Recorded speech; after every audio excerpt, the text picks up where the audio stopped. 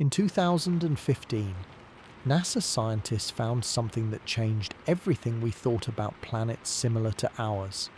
Thousands of light years away, a world called Kepler-452b was hidden, orbiting a star very similar to our Sun. This planet is a little bigger than Earth and sits in the perfect zone, where water can exist in liquid form for billions of years. It was there, spinning in silence, and we didn't even know. Scientists started calling this place Earth 2.0 because it might be the place most similar to our home in the entire known universe. But here's the part that confuses everyone. This planet is 1.5 billion years older than Earth. If life started there, what would it have become after so much time? Get ready to fall asleep while listening to this video and let your mind travel through this incredible journey. Subscribe to the channel. Leave your like and comment which part of the world you're watching from. Get comfortable and relax. Let's begin. Imagine you are stuck in traffic, frustrated and thinking about how to escape it all. Now imagine an entire world that could offer an escape. Not just from a traffic jam, but from the very idea of human solitude in the cosmos. That is the profound shift in thinking brought about by the discovery of a single point of light called Kepler-452b. A discovery that was not an accident, but the result of one of the most meticulously planned operations in the history of science. The story begins with a question that haunted humanity for millennia. Are there other worlds like ours? For most of history, this was pure speculation, philosophy, or science fiction. Then, in the late 20th century, technology finally began to catch up with our curiosity. We developed methods to detect the subtle signs of planets orbiting stars other than our Sun. But these early finds were bizarre. Gas giants roasting close to their stars or frozen, lonely giants in the void. They were fascinating, but they were not Earth-like. The real goal was to find a rocky planet roughly our size, orbiting within the Goldilocks zone of a Sun-like star, where temperatures might allow for liquid water. This quest required a new approach and a revolutionary tool. That tool was the Kepler Space Telescope, a mission conceived not to look at many points in the sky, but to stare relentlessly at one single patch of star-dense sky in the constellations Cygnus and Lyra. Its sole purpose was to perform a census, to answer statistically how common planets like Earth might be in our galaxy. Launched in 2009, Kepler was not a traditional camera taking pretty pictures. It was a supremely sensitive light meter, a photometer. It continuously monitored the brightness of more than 150,000 stars in its field of view, watching for the telltale sign of a planetary transit. The transit method is elegantly simple in concept but fiendishly difficult in execution. When a planet's orbit is aligned just right from our vantage point, the planet will pass directly between its host star and the telescope. This event, called a transit, causes a tiny, periodic dip in the star's brightness. Think of it as the most delicate eclipse imaginable.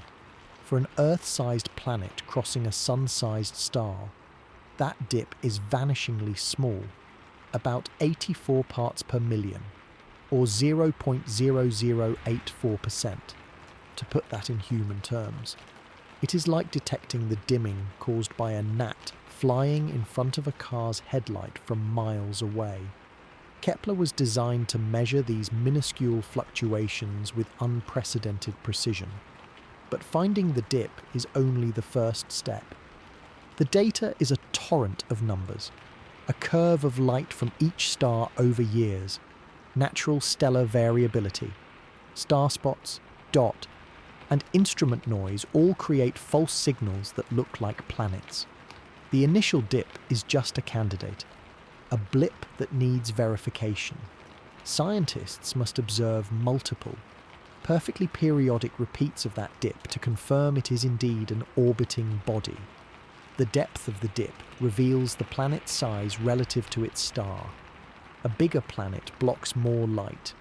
The time between dips gives the length of its year, its orbital period, and the duration of the dip itself offers clues about the planet's distance from its star. It is a forensic analysis of light. Kepler-452b emerged from this painstaking process. The star Kepler-452, a sun-like star about 1,400 light-years away, showed a faint, repeating dimming signature. The pattern indicated a planet with an orbital period of 385 days, just 20 days longer than our own year. The dip in brightness was consistent with a planet whose radius was about 1.6 times that of Earth. Crucially, the orbit placed it firmly within the star's calculated habitable zone. The announcement in 2015 was electrifying. Here was not just another exoplanet. It was the first near-Earth-sized world found orbiting in the habitable zone of a star very much like our Sun. It checked so many boxes. This was the milestone the Kepler mission was built to achieve. The significance cannot be overstated. Before this, we had found rocky planets in habitable zones, but around smaller, cooler, and more volatile red dwarf stars. We had also found gas giants orbiting sun-like stars. Kepler-452b was the first convincing combination of Earth-like size and sun-like star, a true analogue, an older cousin. It validated the entire methodological premise of the Kepler mission, the telescope's design, its unwavering stare, and the transit method itself were proven capable of finding the needles in the cosmic haystack we most cared about. However, the transit method has inherent limitations. It only works for planetary systems aligned edge-on from our perspective. Most systems are not aligned this way, so Kepler's discoveries are a minimum estimate. The method tells us the planet's size and orbital period, but not its mass. We do not know if it is a dense, rocky world or a lighter, gassy mini-Neptune. That requires a different technique, like the radial velocity method, which measures the star's wobble caused by the planet's gravity. For distant stars like Kepler-452, this measurement is extremely challenging. So, while we know its diameter, its composition remains educated guesswork based on statistical models of planets that size. Furthermore, the transit tells us nothing directly about the planet's atmosphere, surface temperature, or whether it has water. It gives us the most basic vital statistics. How big, how long a year, and how far from its star. Everything else is inference and hypothesis. Yet, from these sparse data points, a compelling portrait emerges. Kepler-452, the host star, is classified as a G2 type star, just like our Sun, but it is older, estimated to be around 6 billion years, compared to the Sun's 4.6 billion. This means it is about 1.5 billion years further along in its evolution. As Sun-like stars age, they slowly grow brighter. Kepler-452 is about 10% more luminous than our Sun.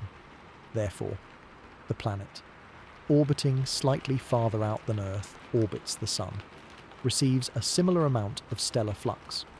But this evolution is key. The habitable zone is not a static bubble. It migges outward as the star brightens. A planet that starts its life comfortably within the zone might later get roasted as the zone moves. Kepler-452b's orbit suggests it may have been in the habitable zone for most, if not all, of that 6 billion year history, a staggeringly long time for potential biological evolution. The discovery also underscored the statistical power of Kepler's data.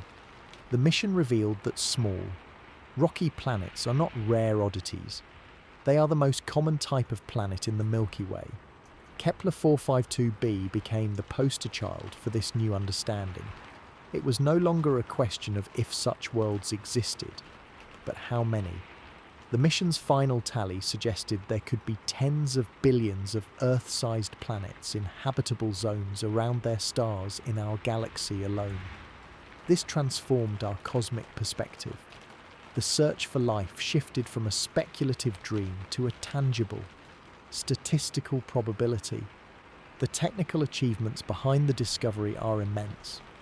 Operating in the vacuum of space, free from the distorting effects of Earth's atmosphere, Kepler's photometer had to be incredibly stable. Even the slightest thermal shift or mechanical jitter could swamp the tiny signal of a transit. The spacecraft used reaction wheels to maintain its precise pointing, and its orbit around the Sun kept it in a stable environment. When some of those reaction wheels failed later in the mission, engineers devised an ingenious solution using pressure from sunlight to help stabilize the telescope, enabling a second life for the mission under the name K2. The data analysis itself is a marvel of modern computation. The raw light curves are processed by sophisticated algorithms to remove systematic noise and identify potential transit signals. These candidates are then scrutinized by human scientists in a vetting process that rules out astrophysical false positives, such as eclipsing binary stars lurking in the background. It is a collaborative, global effort of sifting and confirming. Kepler-452b passed all these tests. Its discovery was a triumph of engineering, data science, and astronomical theory converging. It showed that with the right tools and patience, we could find worlds so distant they are mere phantoms in the data. Yet, for all its grandeur, the discovery is ultimately a beginning. It is an invitation to further exploration. Kepler gave us the where... the next generation of telescopes, like the James Webb Space Telescope, aims to provide the what... They will attempt to perform transmission spectroscopy, analysing the starlight that filters through the planet's atmosphere during a transit to sniff out its chemical composition. While Kepler-452b is a challenging target due to its distance and faint star, the ambition is clear. We want to know if it has an atmosphere rich in nitrogen and oxygen, or a suffocating blanket of carbon dioxide, or if its air has been stripped away entirely. The quest is to move from a list of coordinates to a catalogue of worlds with known environments. The legacy of this single discovery is profound. It cemented the transit method as the workhorse of exoplanet detection, leading to missions like TESS, which is surveying the entire sky for nearby transiting planets. It inspired a new wave of instrument design for both space and ground-based telescopes. And most importantly, it changed the cultural conversation. Kepler-452b is a name that escaped scientific journals and entered popular culture, becoming a symbol of hope and curiosity. It is a specific destination in our imagination, a place we can point to in the sky and say, there, a world that could be a home. It turned the abstract concept of other Earths into a tangible reality, proving that our pale blue dot is not a singular miracle, but perhaps one verse in a grand cosmic poem of habitable worlds. The traffic jam of earthly problems feels a little smaller when you consider that. Out there, a planet called Kepler-452b has been orbiting its sun for 6 billion years, silently carrying the potential for a story we have only just begun to read. Now that we have found this intriguing world, we need to get to know its neighbourhood. A planet does not exist in a vacuum, and to truly understand Kepler-452b, we have to look up at its sun and understand the system it calls home. This is not just about a single point of light. It is about the complex and dynamic relationship between a star and its planet over billions of years. A relationship that writes the entire history of any potential climate or life. The star at the centre of it all is called Kepler-452, and on paper, it sounds almost boringly familiar. It is classified as a G2V star, the exact same spectral classification as our Sun. This means its colour, temperature, and basic chemistry are a very close match.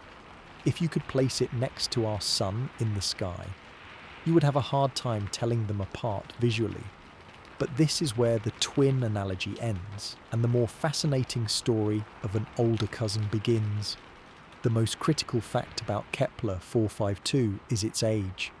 While our Sun is about 4.6 billion years old, this star is estimated to be around 6 billion years old. That is a difference of roughly 1.5 billion years. Think about that for a moment. 1.5 billion years ago on Earth, life was entirely microbial. The atmosphere was mostly nitrogen with little oxygen, and the continents were utterly unrecognizable. That is the sheer scale of the head start this system has. An extra 1.5 billion years of stellar evolution has consequences. As Sun-like stars age, they undergo very slow but irreversible changes in their cores where nuclear fusion happens. The gradual conversion of hydrogen into helium makes the core denser and hotter, which in turn causes the star's overall energy output to increase. So, Kepler-452 is about 10% more luminous than our Sun is today. It is also very slightly larger in diameter, by about 4%. This might seem like trivial numbers, but for a planet orbiting it, these are the defining parameters of its entire existence. This increased luminosity is the master key to the system's past, present, and future. It directly controls the location of the habitable zone, that theoretical band around a star where liquid water could pool on a planet's surface. The habitable zone is not a fixed, static ring. It migges outward over time as the star brightens. This is a crucial concept. A planet that formed closer to its star might start its life as a scorching hellscape, only to enter the habitable zone billions of years later as the zone expands past it. Conversely, a planet that started with pleasant, Earth-like conditions might later see those conditions evaporate as the zone moves farther out and the planet itself becomes overheated.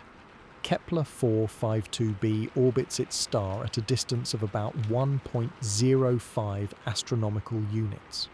1 astronomical unit is the average Earth-Sun distance.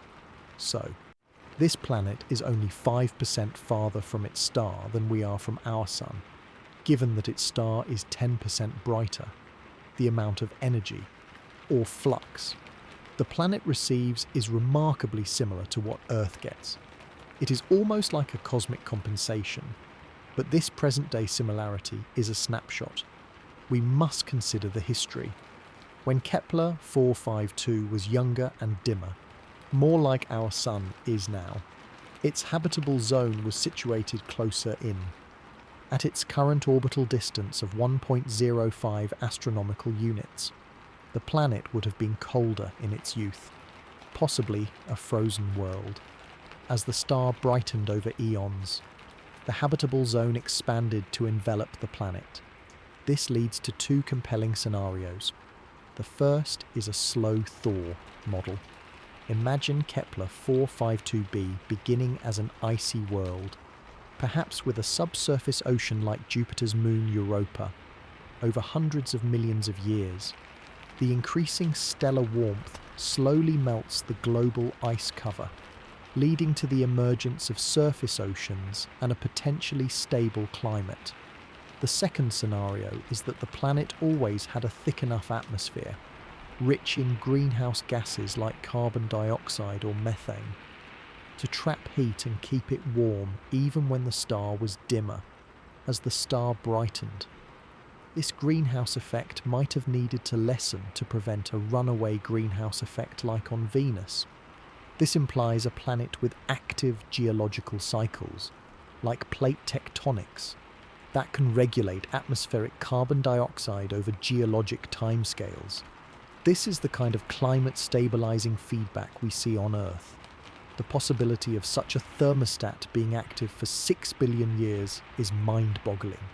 The planet's size plays a role here too. With a radius about 1.6 times Earth's, it falls into the category of a super-Earth. This likely means a more massive planet. A more massive planet has several potential advantages for long-term habitability. First, it probably has a stronger gravitational pull, which helps it retain a thick atmosphere over billions of years, countering the stripping effects of stellar winds. Second, a larger interior may take longer to cool down. A hot interior is the engine for a magnetic field. On Earth, our molten iron core generates a protective magnetic dynamo that deflects charged particles from the solar wind, shielding our atmosphere from erosion. A super-Earth like Kepler-452b could potentially maintain such a protective magnetic field for a longer portion of its multi-billion-year life, especially under the assault of an older, possibly more active star. Speaking of the star's activity, this is another layer. Older Sun-like stars often exhibit less frequent but potentially more intense stellar flares and coronal mass ejections than younger, more restless stars. However, they also tend to have a slower rotation, which can weaken their magnetic dynamo and associated emissions. The precise space weather environment around Kepler-452 is unknown. If the planet lacks a strong magnetic field, even occasional strong flares could bathe its surface in harmful radiation and gradually strip away its atmosphere. But if it has that protective shield, it could be quite well insulated. The system's architecture, or what we know of it, is also interesting. Is Kepler-452b alone? The Kepler data did not confirm any other planets in the system, but that does not mean they are not there. Our detection methods are biased. Smaller planets, planets with longer orbital periods, or planets whose orbits are not aligned for transits would remain invisible to us in our own solar system. From the vantage point of a distant Kepler-like telescope, detecting Earth is probable, but spotting Mars or the outer giants would be much harder. It is entirely possible this system has other worlds, smaller rocky companions, or perhaps giant planets in wider orbits that could have shaped its early dynamics. The presence of a gas giant farther out could be a mixed blessing. It might protect the inner planet by deflecting comets and asteroids, or it might have destabilized orbits early on, making a calm, habitable environment less likely. We simply do not have that data yet. This brings us to a profound point. Studying the Kepler-452 system is not just about learning about a distant star. It is a window into our own future. Our sun will also brighten as it ages. In about 1 billion years, the increasing solar luminosity will likely cause a runaway greenhouse effect on Earth, evaporating our oceans and rendering the surface uninhabitable. Kepler-452 is a preview of that stage. It shows us what a sun-like star looks like after 6 billion years.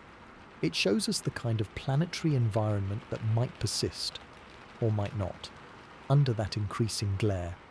Kepler-452b, by virtue of its orbit, is situated in what astronomers call the conservative habitable zone, the more restrictive inner part of that zone. This suggests it has had the potential for liquid water for a very long time, perhaps through this critical transition. So, the characteristics of this star force us to think in deep time. They force us to consider climate evolution on geologic and even biologic timescales that dwarf human history. The planet we see today is just a single frame in a movie that has been playing for 6 billion years. Was it always a promising world? Did it go through frozen snowball phases or suffocating hothouse phases? Does its geology allow for the recycling of minerals and gases that stabilize climate? The star does not answer these questions directly, but it sets all the rules for the game. Its steady, increasing brightness is the clock by which everything on that world must adapt or perish. Ultimately, this system humbles our Earth-centric perspective. We often look for planets in solar systems that mirror our own current configuration.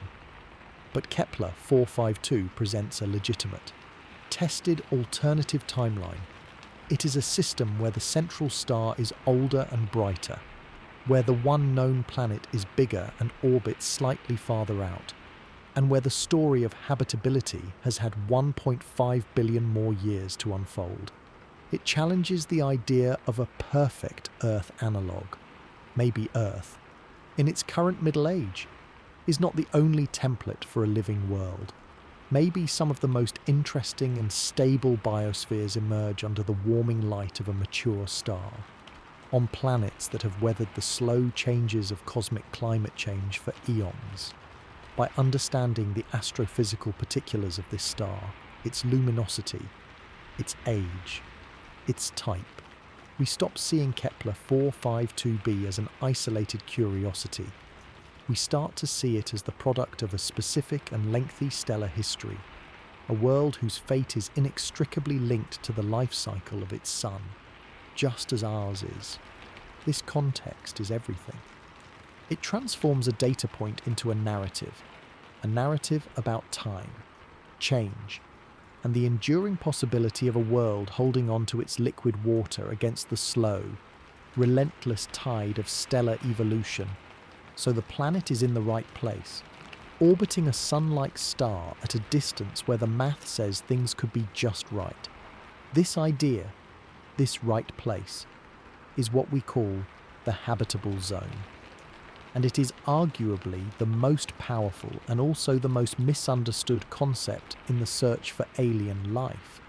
When you hear Earth-like or potentially habitable in a news headline, 99% of the time it simply means a planet orbits within its star's habitable zone. But here is the critical truth that changes everything. Being in the habitable zone does not mean a planet is habitable. It is not a guarantee of beaches, oceans, or even air to breathe. It is merely a permit, a license to try. It means that if a bunch of other, more specific conditions are also met, then liquid water could theoretically exist on its surface. The habitable zone is the starting line, not the finish line. And for a world like Kepler-452b, understanding this distinction is the difference between science and science fiction. Let's break down why this zone is so fuzzy. Imagine you have a campfire. If you stand too close, you burn. Too far away, you freeze. Somewhere in the middle is a ring where you feel comfortable. That is the basic analogy. For a star, astronomers calculate this ring based on the star's brightness and the expected temperature of a planet with a certain type of atmosphere, usually one with carbon dioxide, water vapor, and nitrogen. For our Sun, this zone currently stretches from just outside Venus's orbit out to just beyond Mars. Earth sits snugly in the middle, but a campfire is simple. A star and a planet are not. The first huge complication is the atmosphere itself. The classic habitable zone calculation assumes an Earth-like atmosphere. Change the atmosphere, and you completely change the planet's temperature. Venus, for example, is just on the inner edge of the Sun's theoretical habitable zone, but because it has a crushing atmosphere full of carbon dioxide, it experiences a runaway greenhouse effect. With surface temperatures hot enough to melt lead, Mars, on the outer fringe, has a very thin atmosphere now, so it is frozen. But billions of years ago, with a thicker atmosphere, it might have had flowing water, so the atmosphere acts as a planet's thermostat and its pressure suit. For Kepler-452b, we have zero idea what its atmosphere is made of. It could be a thick nitrogen-oxygen mix like ours, making it temperate. It could be a dense carbon dioxide shroud, making it a scorching pressure cooker. Or its atmosphere could have been stripped away entirely by its star, leaving a barren rock. Its position in the zone tells us nothing about which of these is true. The second major factor is something we take for granted on Earth: a global magnetic field. Our planet's molten iron core generates a powerful magnetic shield that deflects the constant stream of charged particles from the solar wind. Without this magnetosphere, the solar wind would slowly but surely erode our atmosphere, blasting molecules of air off into space. This is likely a key reason Mars is so thin-skinned today. Its smaller core cooled and its magnetic dynamo shut down long ago. So, for Kepler-452b to have kept any atmosphere over its 6 billion year lifetime, it probably needs an active core and a strong magnetic field. Its larger size as a super-Earth might help here, as a bigger interior could stay hot and molten for longer. But if its core is geologically dead, its atmosphere and its chance for surface water could have been lost eons ago, leaving it habitable in name only. Then there is geology, specifically plate tectonics. This is Earth's brilliant long-term climate stabilizer. Volcanoes release carbon dioxide, a greenhouse gas, into the atmosphere. That gas traps heat, warming the planet. But then, through a process called the carbonate-silicate cycle, that carbon dioxide is slowly pulled from the air by rainfall, reacts with rocks, and gets carried down into the planet's mantle via subduction, only to be released again by volcanoes later. It is a magnificent, slow-motion thermostat that has kept Earth's climate within reasonable bounds for billions of years, preventing either a permanent snowball or a runaway greenhouse. Does Kepler-452b have plate tectonics? We have no clue. A larger planet might have more vigorous tectonics, or its thicker crust might lock it into a single, stagnant lid mode. Without some form of this carbon recycling, the planet's climate could spiral out of control. Its older age makes this even trickier. Perhaps its geological engines are winding down. Now we get to the central paradox, the one about liquid water itself. We say liquid water is the key to life. So, finding a planet with lots of it should be the dream, right? Not necessarily. Imagine a world where the entire surface is a global dot, deep ocean, with no continents poking above the waves. Astronomers call these water worlds. A super-Earth with a lot of water ice during its formation could easily become one. And while microbial life might thrive in its ocean, a water world presents a major problem for the development of complex life and, crucially, for maintaining a stable climate over billions of years. Without rocky continents, you lack the silicate rocks needed for that carbonate-silicate cycle to operate efficiently. You also lack the mineral nutrients that flow from land into the oceans, which are vital for a rich marine ecosystem. The climate could become unstable, or the ocean floor might just turn into a high-pressure ice layer, separating the water from a rocky mantle entirely. So, the sweet spot might not be a world covered 90% in water, like Earth, but something with a more balanced land-to-water ratio. We have no way of knowing if Kepler-452b is a water world, a desert world, or an archipelagic planet like ours. Its size gives us little hint.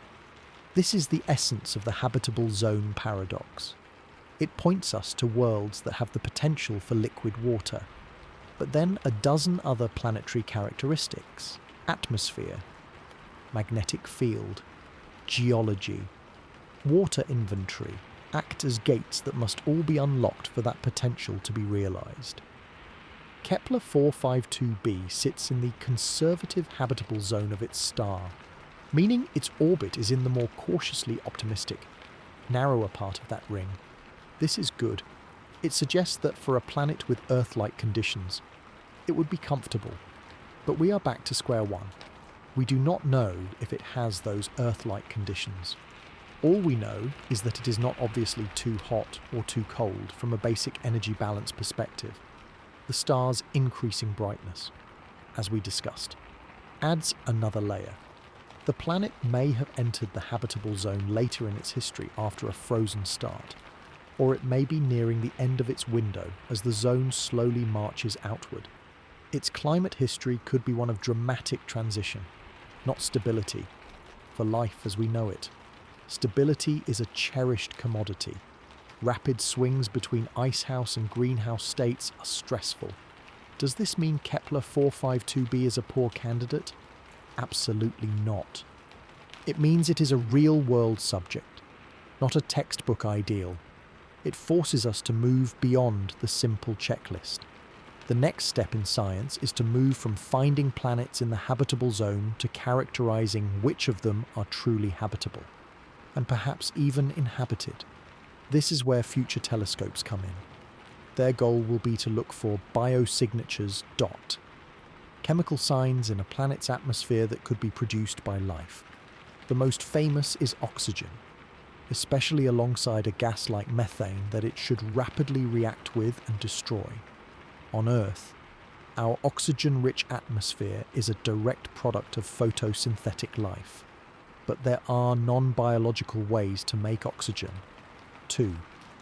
Like sunlight breaking apart water vapor on a planet with no way to recapture the oxygen. So, even if a future telescope detected oxygen in Kepler-452b's atmosphere, the debate would rage. Is it biology or just weird chemistry? You would need to look for other clues, like a cocktail of gases that is wildly out of equilibrium in a way that only life could sustain. This is phenomenally hard to do from over 1,000 light-years away. So, when we talk about Kepler-452b and the habitable zone, we are really talking about a probability exercise. It is a world that has passed the first and most important filter, stellar energy flux. It has won the cosmic lottery in terms of location, but the subsequent filters, the atmospheric filter, the magnetic field filter, the geological filter, the water content filter, are all still hidden from us. Each one could be a showstopper. This is not pessimism. It is the reality of doing science at interstellar distances.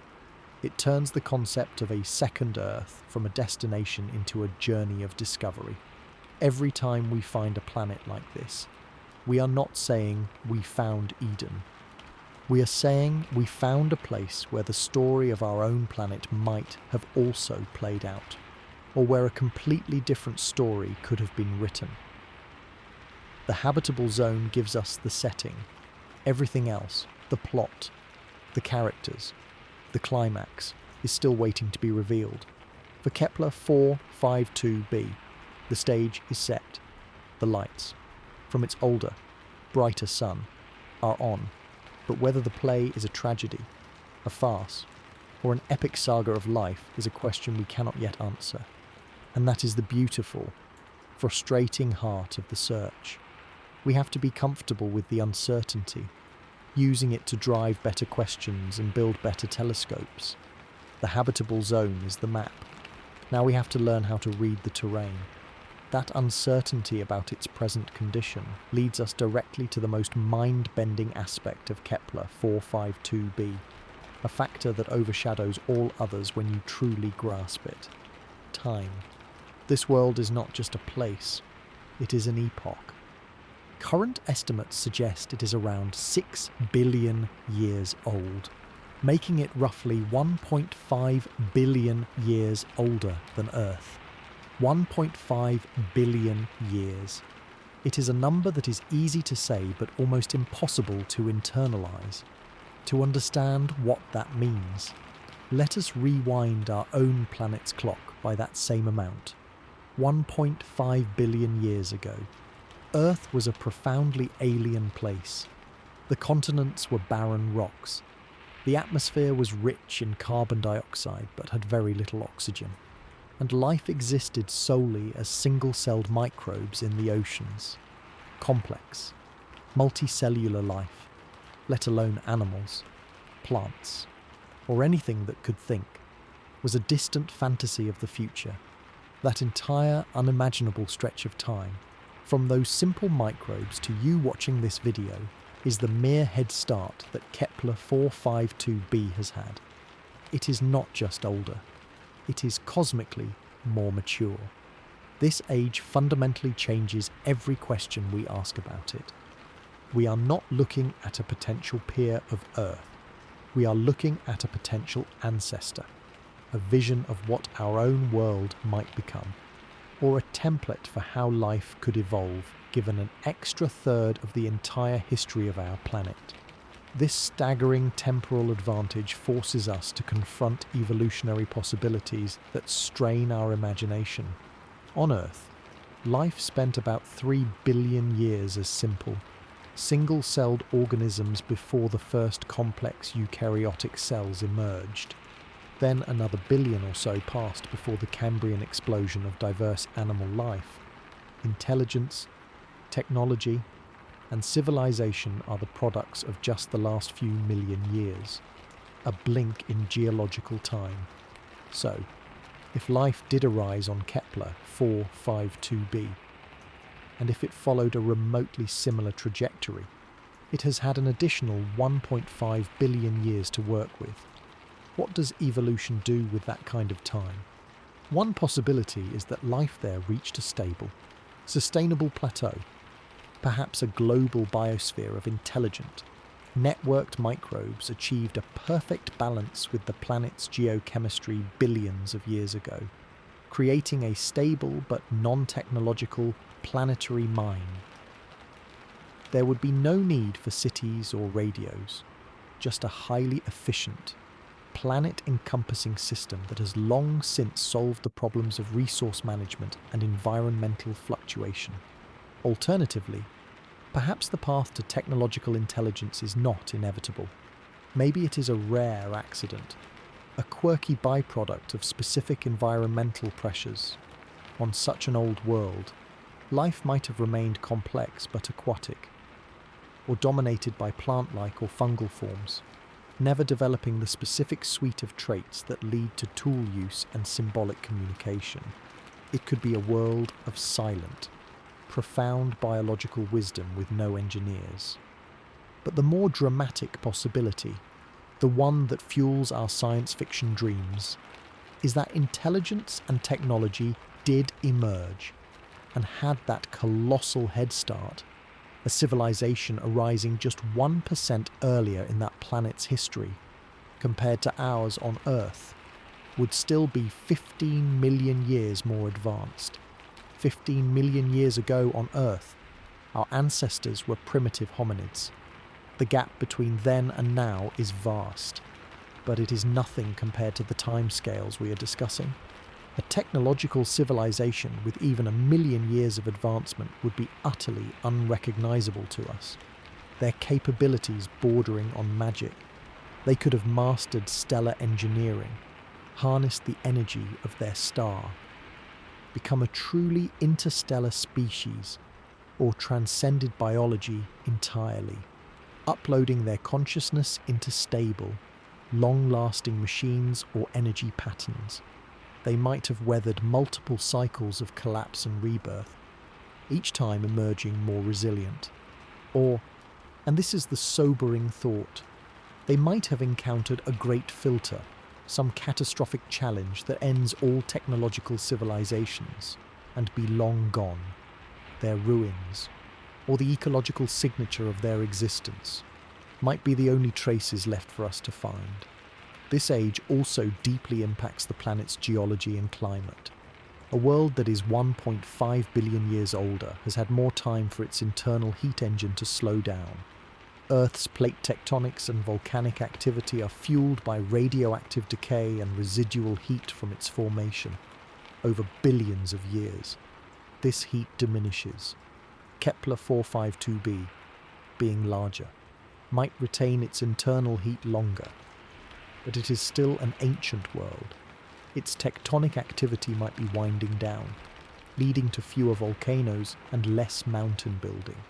Erosion would have had more time to smooth out continents, potentially creating vast, flat plains.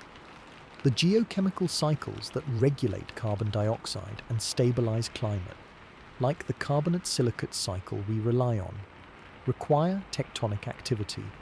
If that activity has significantly declined, the planet's climate regulation may have failed long ago, leading to either a permanent icehouse or a runaway greenhouse state. Its age means it has not just had a climate history, it has likely completed several climatic chapters that Earth has only begun or not yet encountered. Furthermore, the aging of its star is inextricably linked to the planet's story. As we noted, the star has been brightening for the last 1.5 billion years of Earth's future. Our sun will also brighten, eventually making our planet uninhabitable. Kepler-452b is living through that phase now. Its biosphere, if one exists, has had to adapt to a steadily increasing influx of stellar energy. This could drive evolutionary pressure toward heat tolerance, different photosynthetic pigments, or life migrating to the poles. It also raises the possibility of a bottleneck event in the planet's past, where the star's brightening pushed the climate to a breaking point, causing a mass extinction that reset the evolutionary clock. A world that survives such a bottleneck might host life uniquely adapted to environmental stress. For us, this makes the planet a natural laboratory for studying the future of our own world. It is a test case for how long a habitable zone climate can persist under a brightening sun, and what strategies a biosphere might employ to survive. When we look at Kepler-452b, we are not seeing a snapshot of a young Earth analogue. We are looking at the third act of a very long play. This temporal disconnect creates a profound observational challenge. Any signals we might hope to detect, whether biological or technological, are the products of a timeline we cannot relate to. If we were to detect oxygen in its atmosphere, is it from primitive cyanobacteria-like organisms that emerged billions of years ago? Or is it the product of a mature planet-spanning biosphere that learned to manage its atmosphere eons ago? If we detected a strange, structured radio signal, would it be an active beacon or the final, repeating distress call of a civilization that died out 100 million years ago? We are, in a very real sense, cosmic archaeologists, sifting through the present for clues to a past of incomprehensible depth. The planet's age also reframes the famous Fermi paradox. If the universe is so old and life is common, where is everybody? A world like this, with such a massive head start, should be a prime candidate for hosting a civilization that has colonized the galaxy. The fact that we see no unambiguous evidence of such activity from that system could be interpreted in many ways. Maybe the great filter is behind us, and life rarely progresses to intelligence.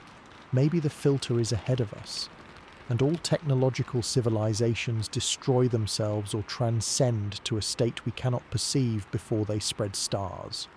Or maybe, just maybe, they are there, and their technology is so advanced it is indistinguishable from natural phenomena to our primitive instruments. Kepler-452b, by its mere existence and its incredible age, sharpens these questions to a point. It is not an abstract concept.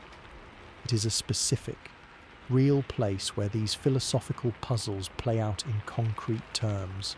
Ultimately, the gift of this world's age is that it liberates our thinking from the parochial timeline of Earth. It demands that we consider evolution, geology, and intelligence on scales that dwarf our own history. It teaches us that habitability is not a permanent state but a dynamic, evolving condition that a planet and its biosphere fight to maintain against the inevitable changes of its star. Kepler-452b has either succeeded in that fight for 6 billion years, or it failed long ago. Either answer is profound. If it succeeded, it shows that life, and perhaps even civilization, can achieve longevity we can barely dream of, offering a beacon of hope for our own distant future. If it failed, it serves as a silent warning about the transience of cosmic oases. The 1.5 billion years are not just a number, they are the ultimate canvas upon which the story of this world is painted. And we are only now beginning to glimpse the first hints of its possible masterpiece or its long-faded ruins. That profound uncertainty about its past and future hinges entirely on one key: missing piece of information. The air. The true nature of Kepler-452b is hidden beneath the veil of its atmosphere, a shroud we cannot yet pierce.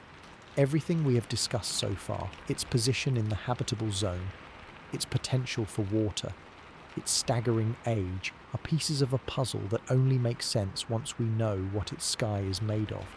The atmosphere is the planet's personality. It is its climate control system, its radiation shield, its chemical factory, and, just maybe, its living breath. Without understanding it, the planet remains a geometric shape with a few numbers attached. With it, the world comes to life, for better or worse.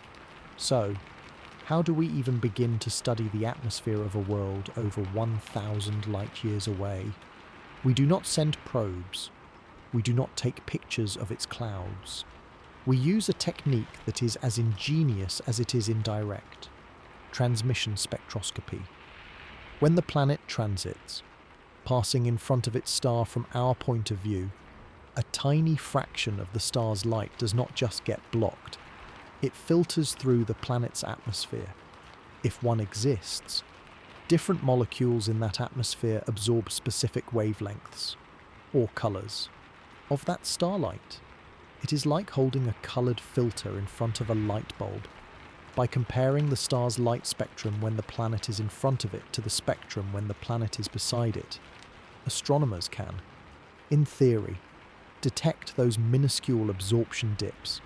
The resulting transmission spectrum is a fingerprint of the atmosphere's chemical composition. It can reveal the presence of water vapour, carbon dioxide, methane, sodium, and even oxygen. And this is a massive but, this signal is incredibly faint. For a planet as small and distant as Kepler-452b, it is at the very edge, and arguably beyond the edge, of our current technological capability.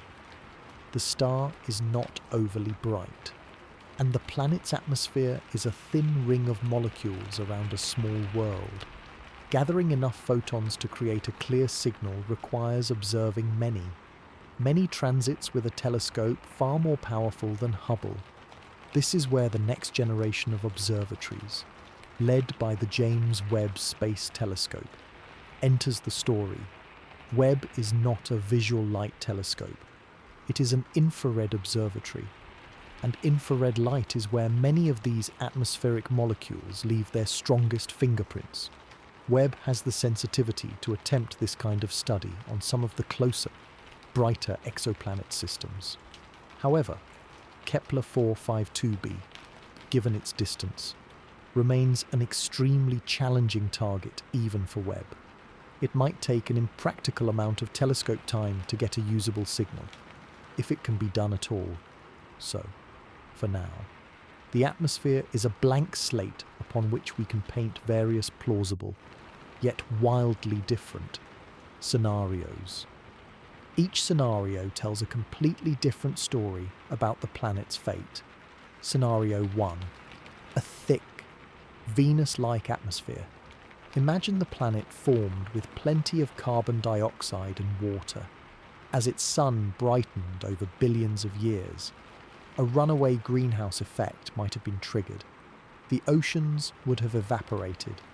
The water vapour a potent greenhouse gas itself would have trapped more heat, and eventually, the surface temperature soared.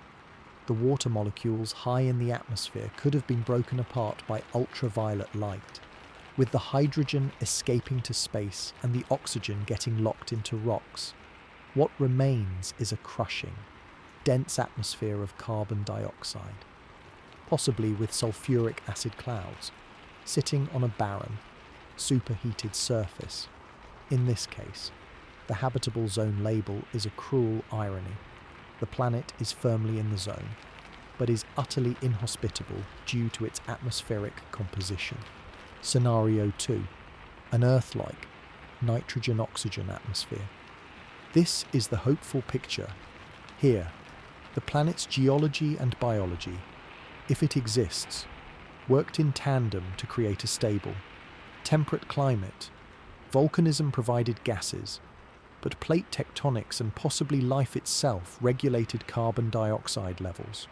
A strong magnetic field protected the atmosphere from erosion, and over eons, photosynthetic organisms could have generated oxygen. The atmosphere would be a balancing act of nitrogen, oxygen, water vapor, and trace gases. It would have pressure and temperature ranges, allowing for liquid water oceans and continents.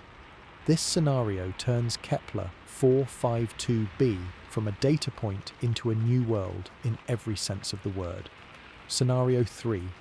A thin or negligible atmosphere. This is the Mars-like outcome. Perhaps the planet's magnetic field was weak or died early, and the relentless stellar wind over 6 billion years stripped away most of the gases. Or maybe it formed relatively dry, without the volatile compounds needed to make a substantial air blanket. What remains could be a tenuous wisp of carbon dioxide and argon, or just a surface-bound exosphere, without significant atmospheric pressure. Liquid water cannot exist on the surface, regardless of the temperature. It would be a cold, silent, and desert-like place, its ancient geology laid bare under a black sky. Then there are the exotic possibilities. A hydrogen-rich atmosphere more like a mini Neptune, which would be unlikely given its size but not impossible, or a hazy, hydrocarbon-rich atmosphere like Saturn's moon Titan, but warmed by a sun-like star. The search for biosignatures is the ultimate goal within this atmospheric hunt. A biosignature is a chemical combination in the air that is extremely difficult to explain without the presence of life. The classic example is oxygen plus methane. In an atmosphere, these two gases react quickly and destroy each other. To find them both present in significant quantities suggests something is constantly replenishing them. On Earth, that something is life. Photosynthesis produces oxygen, and microbes produce methane. Other potential biosignatures include nitrous oxide or certain complex molecules seen alongside others in an unbalanced state. But caution is paramount. Every proposed biosignature has a potential false positive, a non-biological process that could mimic it. For instance, a planet with lots of water vapor high in its atmosphere can have its water molecules split by starlight, creating oxygen abiotically.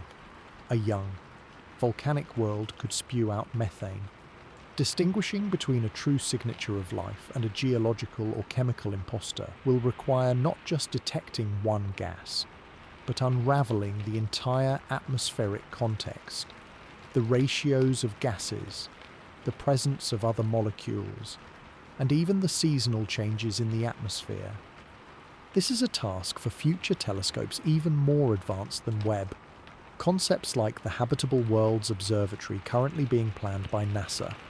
For Kepler-452b, the first step is simply detecting any atmosphere. Confirming that it is held onto a substantial gaseous envelope after 6 billion years would be a major discovery in itself. Then, identifying the dominant molecules would tell us which story is more likely. Is it a carbon dioxide dump? A nitrogen-rich sky? A steamy water world envelope? Each answer dramatically narrows down the possibilities for its surface conditions and history. The atmosphere is the final arbiter. It decides if the planet is a sister world, a cautionary tale, or a fascinating but dead fossil. Until we can read that chemical fingerprint, Kepler-452b remains a masterpiece of potential, a canvas waiting for its first splash of real colour. Our drive to know is what pushes us to build bigger telescopes and sharper instruments, all aimed at catching a whisper of light that has passed through the air of another world, bringing us the first true news from a place that could be home. Building from that atmospheric uncertainty, we are left to wonder what lies beneath those potential clouds or above that possible rocky surface. The surface of Kepler-452b is the ultimate mystery, the landscape we can only paint with broad, speculative strokes based on its few known characteristics. It is a super-Earth, with a radius about 1.6 times that of our planet. That size difference might not sound dramatic, but it has profound consequences. Volume and mass do not scale linearly. A planet with 60% more radius could have several times Earth's mass, depending on its density. The prevailing estimate suggests a mass around 5 times that of Earth. That means surface gravity could be about twice what we experience. Imagine weighing 200 pounds here. There you would feel like 400 pounds. That single fact alone would shape every aspect of the world's physical reality. The geology would operate under a much heavier hand. Mountain ranges could not soar as high as our Himalayas before their own weight crushes the bedrock beneath them. The maximum height of mountains is a battle between the strength of rock and the pull of gravity. Under twice the gravity, mountains would be lower and wider, perhaps more like giant, sprawling domes or immense, weathered plateaus. Yet, with potentially more vigorous tectonic forces from a hotter interior due to greater mass, the planet might compensate with more frequent and widespread volcanic activity, creating vast volcanic provinces instead of single-peaked mountains. Erosion, however, would be a more powerful force.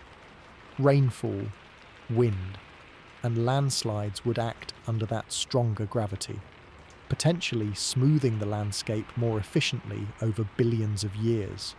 Given the planet's estimated age of 6 billion years, erosion has had an extra 1.5 billion years to work compared to Earth. This could mean a world of ancient, gentle topographies, immense, rolling plains, deeply carved but wide river valleys, and continents worn down to their stable, geologic cores.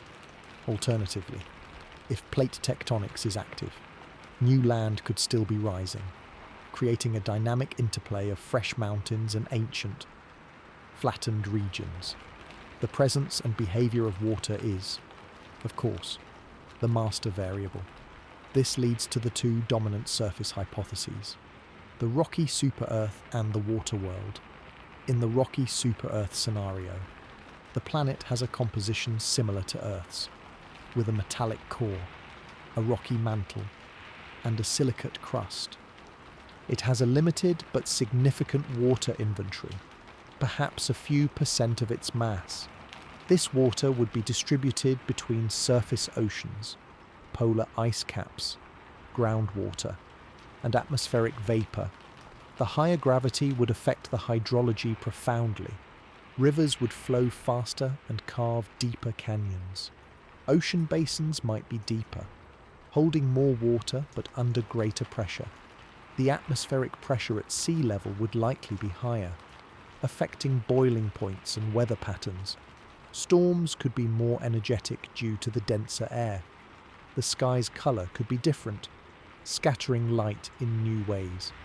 The distribution of continents is a guess. It could have a single supercontinent, several large landmasses, or a fractured archipelago.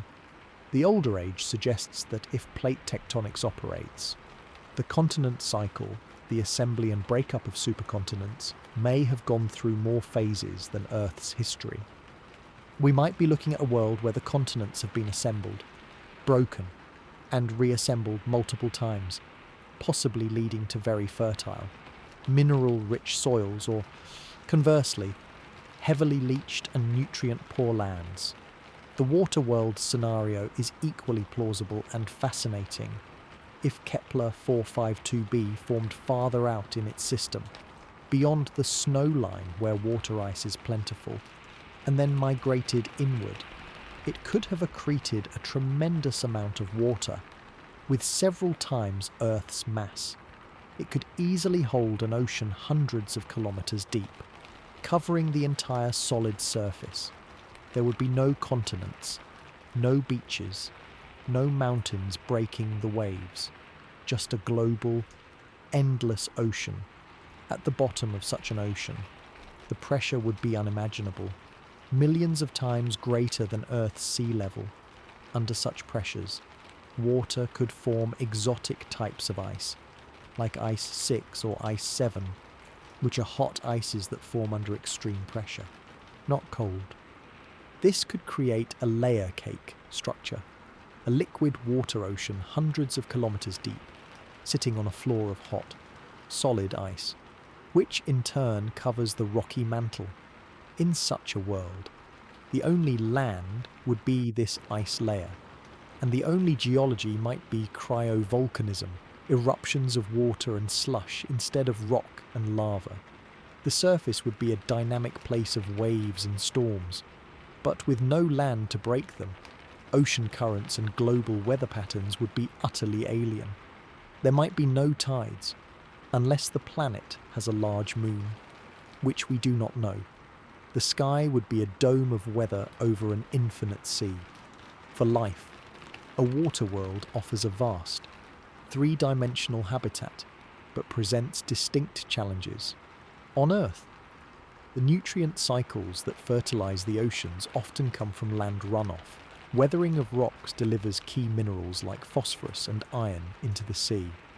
On a pure water world, these nutrients would be locked in the deep, inaccessible rocky core or dissolved in the ocean abyss.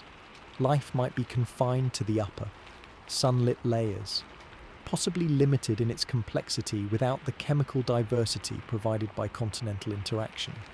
Alternatively, hydrothermal vents at the ocean floor could provide energy and chemicals, supporting an independent, deep biosphere entirely separate from any photosynthetic life near the top.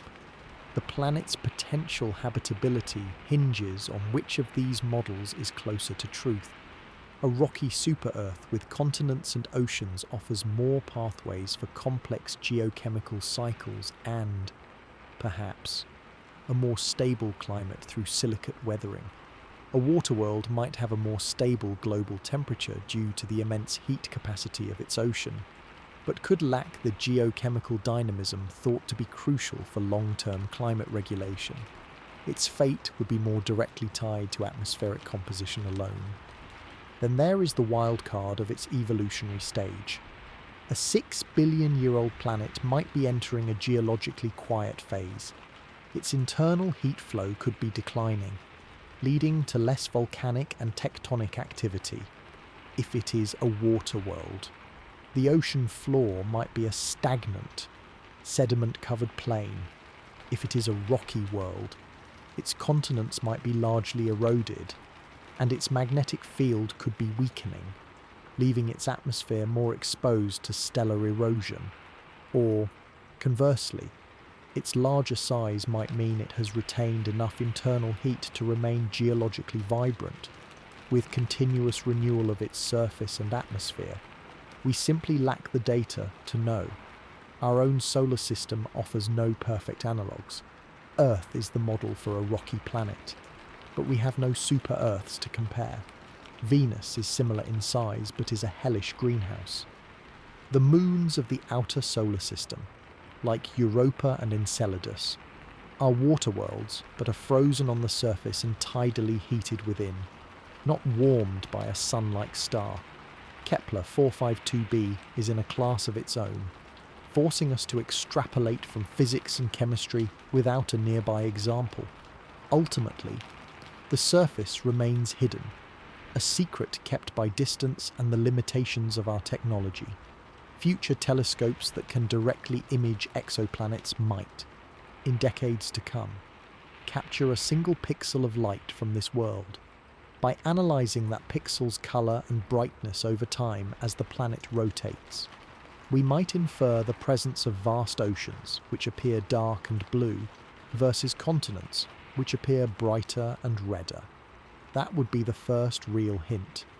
Until then, the surface of Kepler-452b exists in the realm of constrained imagination, a thought experiment built on the foundations of gravity, chemistry, and time. It is a reminder that a planet is more than its orbit. It is a world of countless interlocking systems, where the push and pull of physical forces over billions of years crafts a landscape we can only dream of walking, swimming, or sailing across. That imagined surface, whether rocky or watery, exists under the constant and dynamic influence of its sun. The star is not a passive backdrop. It is an active participant that has been shaping the planet's destiny for billions of years. While Kepler-452 is a solar cousin, it is a more evolved, slightly brighter, and likely more temperamental one. This relationship between star and planet is a delicate dance between creation and destruction, where the very energy that could power life might also be the force that strips it away.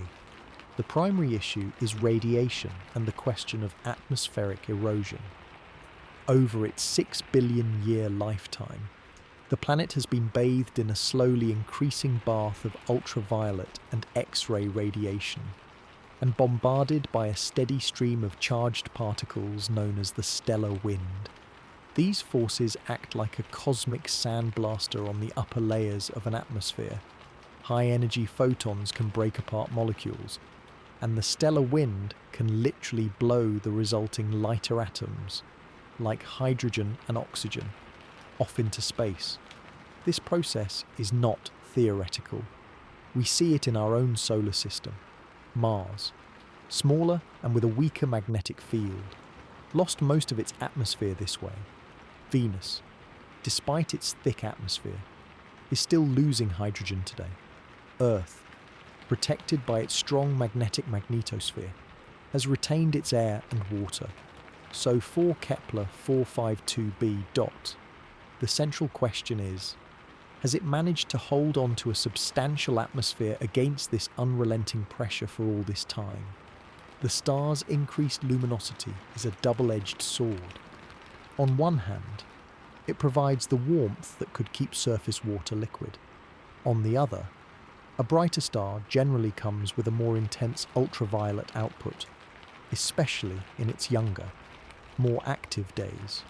Furthermore, as sun-like stars age and their rotation slows, their magnetic activity can become more sporadic but potentially more intense in bursts, leading to powerful stellar flares and coronal mass ejections. These events are like supercharged versions of the solar wind, capable of delivering devastating blows to a planet's atmospheric integrity.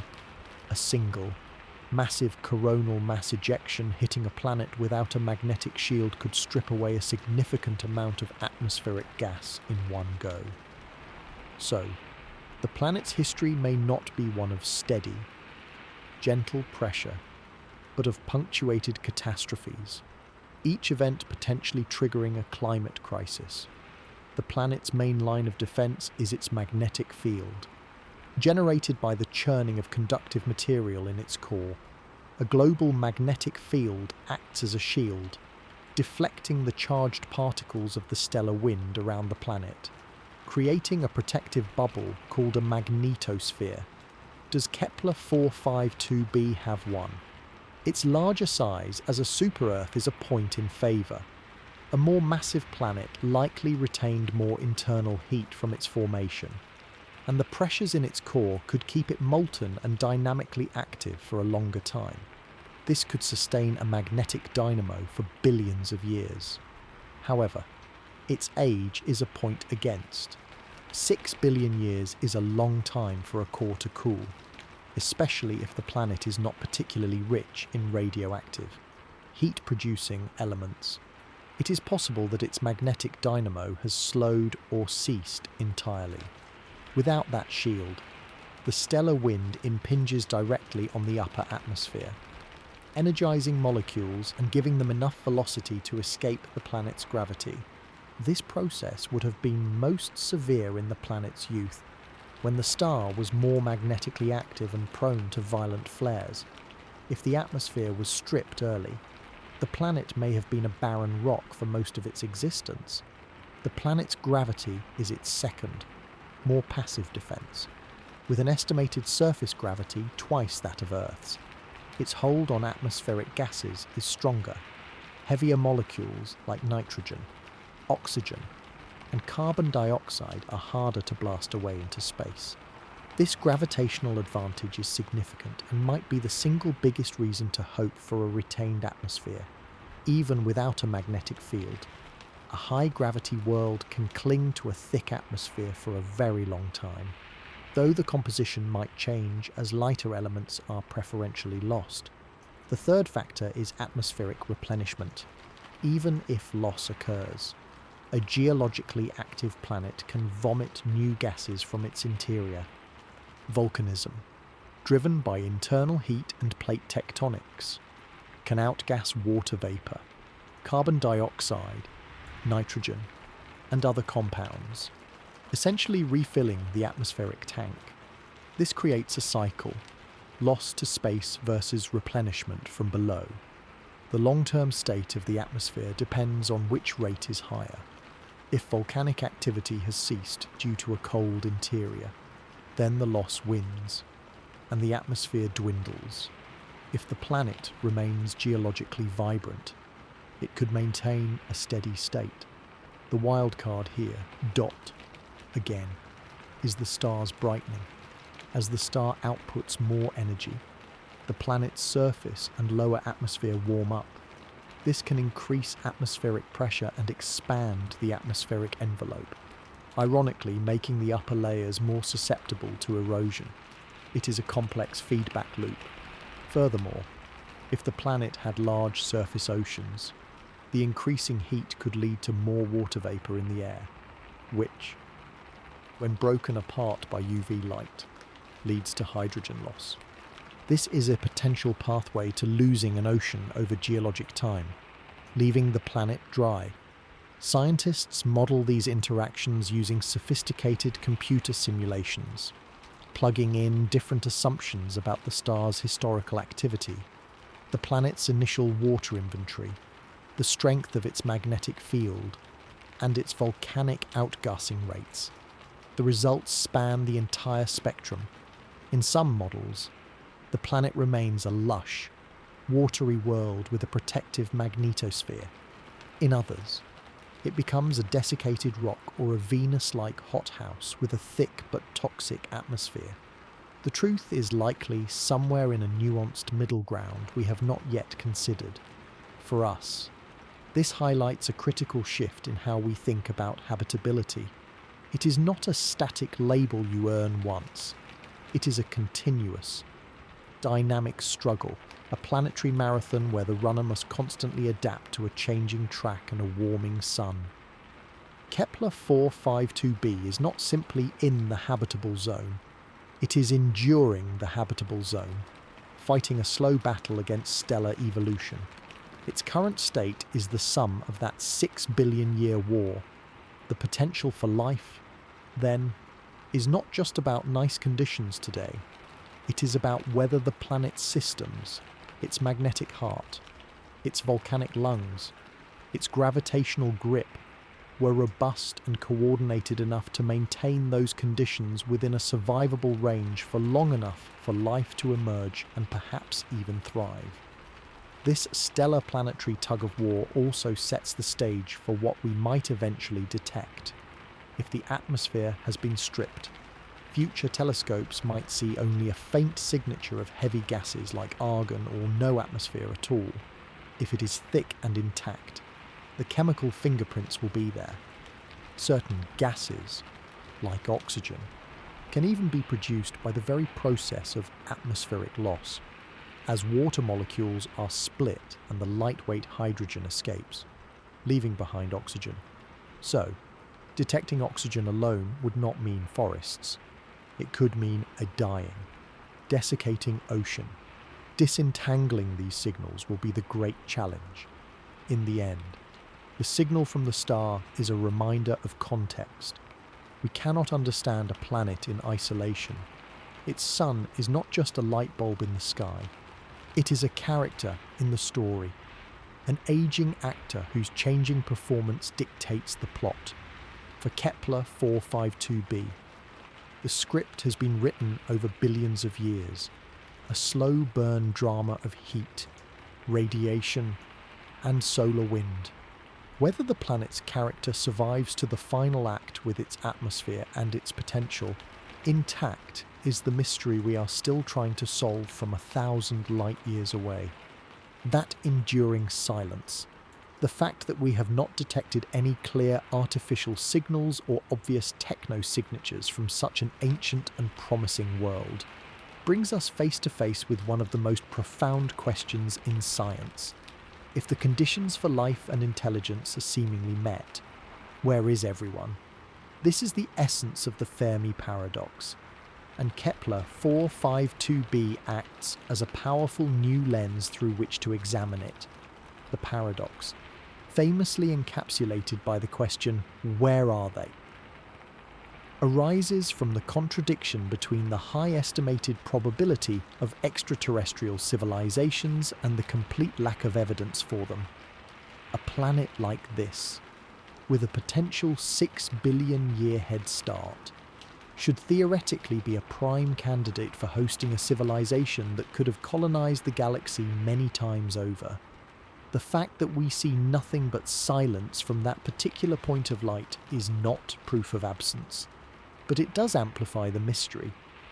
Let's break down what this silence could mean, using this specific world as our case study. The first, and perhaps simplest explanation, is that we are alone, at least in our galactic neighbourhood. The Great Filter hypothesis suggests that there is at least one step in the progression from simple chemistry to a spacefaring civilization that is extremely unlikely to overcome. This filter could be behind us, meaning the emergence of life itself, or the jump to complex multicellular life, is extraordinarily rare. In this scenario, Kepler-452b, despite its age and location, might be barren, or perhaps teeming only with microbes. Its silence is because there is no one there to speak. The filter being behind us is a comforting thought for our own future, but a lonely one for the cosmos. Alternatively, the Great Filter could be ahead of us. This is the more unsettling possibility. It suggests that the development of technological intelligence inevitably leads to self-destruction, whether through nuclear war, environmental catastrophe, biotechnology gone awry, or some other unforeseen catastrophe. In this case, civilizations may flare into existence, broadcast for a brief, brilliant moment, and then vanish. Kepler-452b could have hosted such a civilization 1 billion years ago. Its silence is the silence of a graveyard. We would be listening for echoes of a song that ended long before humans walked the earth. This leads to the second broad category of explanations. They are out there, but we cannot perceive them, or they are not making themselves known. This is where hypotheses like the zoo or quarantine hypothesis come into play. The idea is that a more advanced, galaxy-spanning civilization is aware of our existence but has deliberately placed us in a kind of cosmic wildlife preserve, avoiding contact to allow our natural social and technological development without interference. It is a modern twist on the prime directive from science fiction. In this view, Kepler-452b could be part of that silent, observing civilization. They see us, but they are not announcing themselves to us, perhaps waiting for us to reach a certain level of maturity. Our telescopes see their star and planet, but we miss the subtle signs of their technology because it is too advanced for us to recognize, or they deliberately hide it. Another related idea is that interstellar travel or communication is far more difficult or impractical than we imagine. The vast distances and the limitations imposed by physics, like the speed of light, make galaxy-wide empires or even casual conversation across the stars functionally impossible. Civilizations may arise, become technologically advanced, but remain isolated in their own solar systems, perhaps building sophisticated virtual realities or turning inward. They do not colonize because it takes thousands of years to reach the next star, and sending messages yields replies that take millennia. A civilization on Kepler-452b, even one a million years more advanced than us, might find the sheer timescales of interstellar engagement pointless. Their activities, if any, would be focused on their home system, invisible to us. Then there is the possibility of a temporal mismatch. The universe is 13.8 billion years old. Civilizations could have risen and fallen in waves, separated by millions or billions of years. We might be a young civilization in an old galaxy, currently in a quiet phase between waves. The light from Kepler-452b takes 1,400 years to reach us. We are seeing the planet as it was in approximately the year 624 AD. Any signal we might detect would be from that era. If a civilization there went extinct 50,000 years ago, or will emerge 50,000 years from now, we are simply looking at the wrong moment in its multi-billion-year history. We are like a person who blinks once a century, trying to spot another person who also blinks once a century. The chances of our open eyes meeting theirs is vanishingly small. Our detection methods are also incredibly primitive. We have only been seriously listening for radio signals for less than a century. A mere snapshot. Our searches are like using a cup to sample the ocean.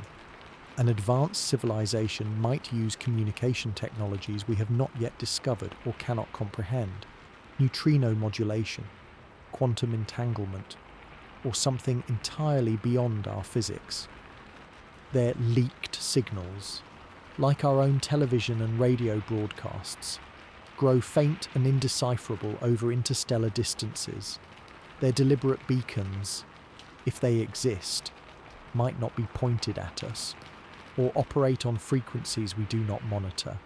Furthermore, we are only beginning to search for other types of technosignatures, like industrial pollution in an atmosphere, city lights on the night side, or massive energy harvesting structures like Dyson swarms. Kepler-452b is too far away for us to detect any of this with current technology. The silence we perceive is a product of our own technological infancy, not necessarily the absence of others. So, what does Kepler-452b specifically tell us about the paradox? Its age is the critical factor. It has had more than enough time, in theory, for a species to overcome any internal great filters and become interstellar. The fact that we do not see obvious megastructures or detect powerful, directed signals from that system could be evidence that such an outcome is rare. It nudges the probability towards filters being common. However, its distance also matters. 1,400 light-years is a huge buffer. Even an expansive civilization might not have reached our sector yet, or its signals might be too diluted by the time they get here. The planet is a single data point. The paradox is a statistical argument, and one example, whether silent or noisy, cannot resolve it. But it does make the question more urgent and personal. It is no longer an abstract thought experiment about galaxies. It is about that specific star you could point to in the sky. Ultimately, Kepler-452b serves as a mirror. It reflects back our hopes and our fears. In its silence, some see a confirmation of our unique specialness in a vast, dead universe. Others see a challenge to our technological arrogance, a hint that the challenges of longevity and cosmic coherence are far greater than we suppose. And still others see a patient, watching presence, allowing us to grow up at our own pace. The search continues. Future telescopes will scrutinize its atmosphere not just for biosignatures, but for technosignatures like unusual combinations of industrial gases, while the chances of detecting something so specific are infinitesimally small. The very act of looking transforms the planet from a passive subject of astrophysics into an active participant in our philosophical quest for meaning and company. The Great Silence is not an answer. It is the most important question we have ever been asked. And Kepler-452b has just made the question a little louder. Our current tools have taken us incredibly far, revealing the planet's existence, its size, its orbit, and its sun. But to move beyond the profound silence and the unanswered questions, we need a new generation of eyes and ears trained on the cosmos. The journey to understand Kepler-452b is a journey of technology, and the next steps are already being built, launched, and dreamed into existence. We are at the threshold of a new era in exoplanet science, transitioning from the age of discovery to the age of characterization. And this distant world is a prime motivator for what comes next. The immediate future belongs to the James Webb Space Telescope. While not designed specifically for exoplanets like Kepler-452b, its unprecedented infrared sensitivity and spectroscopic capabilities have opened a new window. Webb can analyze the atmospheres of some exoplanets by observing the star's light as it filters through the planetary atmosphere during a transit. However, Kepler-452b is a supremely challenging target even for Webb. The star is relatively faint, the planet is small, and the signal is incredibly weak. Obtaining a clear atmospheric signature would require an impractically large amount of precious telescope time, likely dozens of transits observed with perfect precision. So, while Webb is studying the atmospheres of larger, closer, hotter planets and paving the technical way forward, Kepler-452b will probably remain just out of its definitive reach. This limitation highlights the need for telescopes designed from the ground up for this specific, delicate task. That brings us to the next wave of missions currently in the planning stages. Concepts like NASA's proposed Habitable Worlds Observatory are at the forefront. This ambitious mission, envisioned for launch sometime in the 2040 decade, is designed with one primary goal: to directly image and characterize Earth-like planets around Sun-like stars. Unlike the transit method, which requires a perfect alignment, direct imaging tries to block out the blinding light of the star itself to see the faint, orbiting dot of the planet. It is like trying to see a firefly next to a massive searchlight from miles away. The technology to do this involves a coronagraph or a starshade, a precisely shaped mask either inside the telescope or on a separate spacecraft flying in formation to block the starlight. If successful, the Habitable Worlds Observatory would not just detect the atmosphere of a planet like Kepler-452b, it might capture a single, precious pixel of its light. From that single pixel, scientists could extract a spectrum, revealing the chemical fingerprints of its atmosphere without relying on a transit. This is the kind of data that could definitively say whether the planet has water vapor, carbon dioxide, methane, dot, or oxygen. It would transform our understanding from speculative models to hard, observational facts. Beyond space telescopes, ground-based observatories are also leaping forward. The extremely large telescope, currently under construction in Chile. With a mirror nearly 130 feet across, we'll have the power to study the atmospheres of some exoplanets using direct imaging and high-resolution spectroscopy, while its view will be blurred by Earth's atmosphere. Its sheer light-gathering power might allow it to contribute to the study of brighter exoplanet systems, refining the techniques needed for the more difficult targets. These near-future missions focus on remote sensing, on gathering photons from across the void. But what about getting a closer look? This is where concepts become truly visionary and stretch the boundaries of physics and engineering.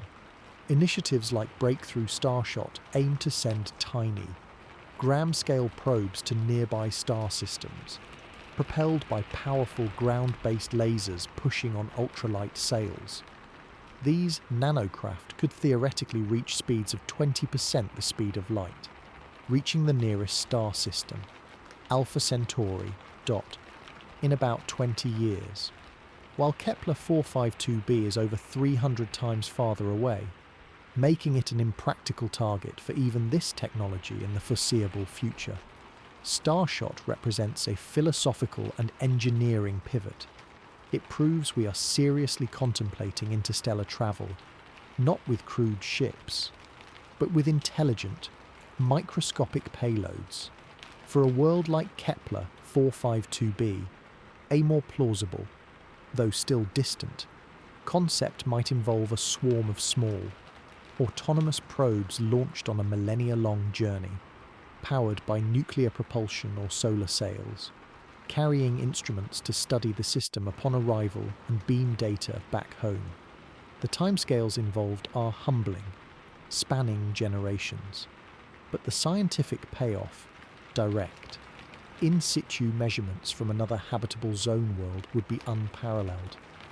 Each of these technological pathways addresses a different layer of the mystery. Space telescopes like the Habitable Worlds Observatory will tell us about atmospheres and potential biosignatures. Larger ground-based telescopes will refine orbital dynamics and search for other planets in the system. Interstellar probe concepts, while long-term, force us to solve the problems of durability, miniaturization, and communication over light years. Together, they form a multi-pronged strategy to assault the unknown. The development of these tools is also a story of collaboration and international ambition. The European Space Agency has its own plans for large, exoplanet-focused missions. Private organizations are funding bold experiments. The quest to understand worlds like Kepler-452b is uniting scientists and engineers across the globe, driving innovation in optics, materials science, data processing, and propulsion. Every time we push to see a little fainter, a little sharper, we are building capabilities that benefit all of astronomy.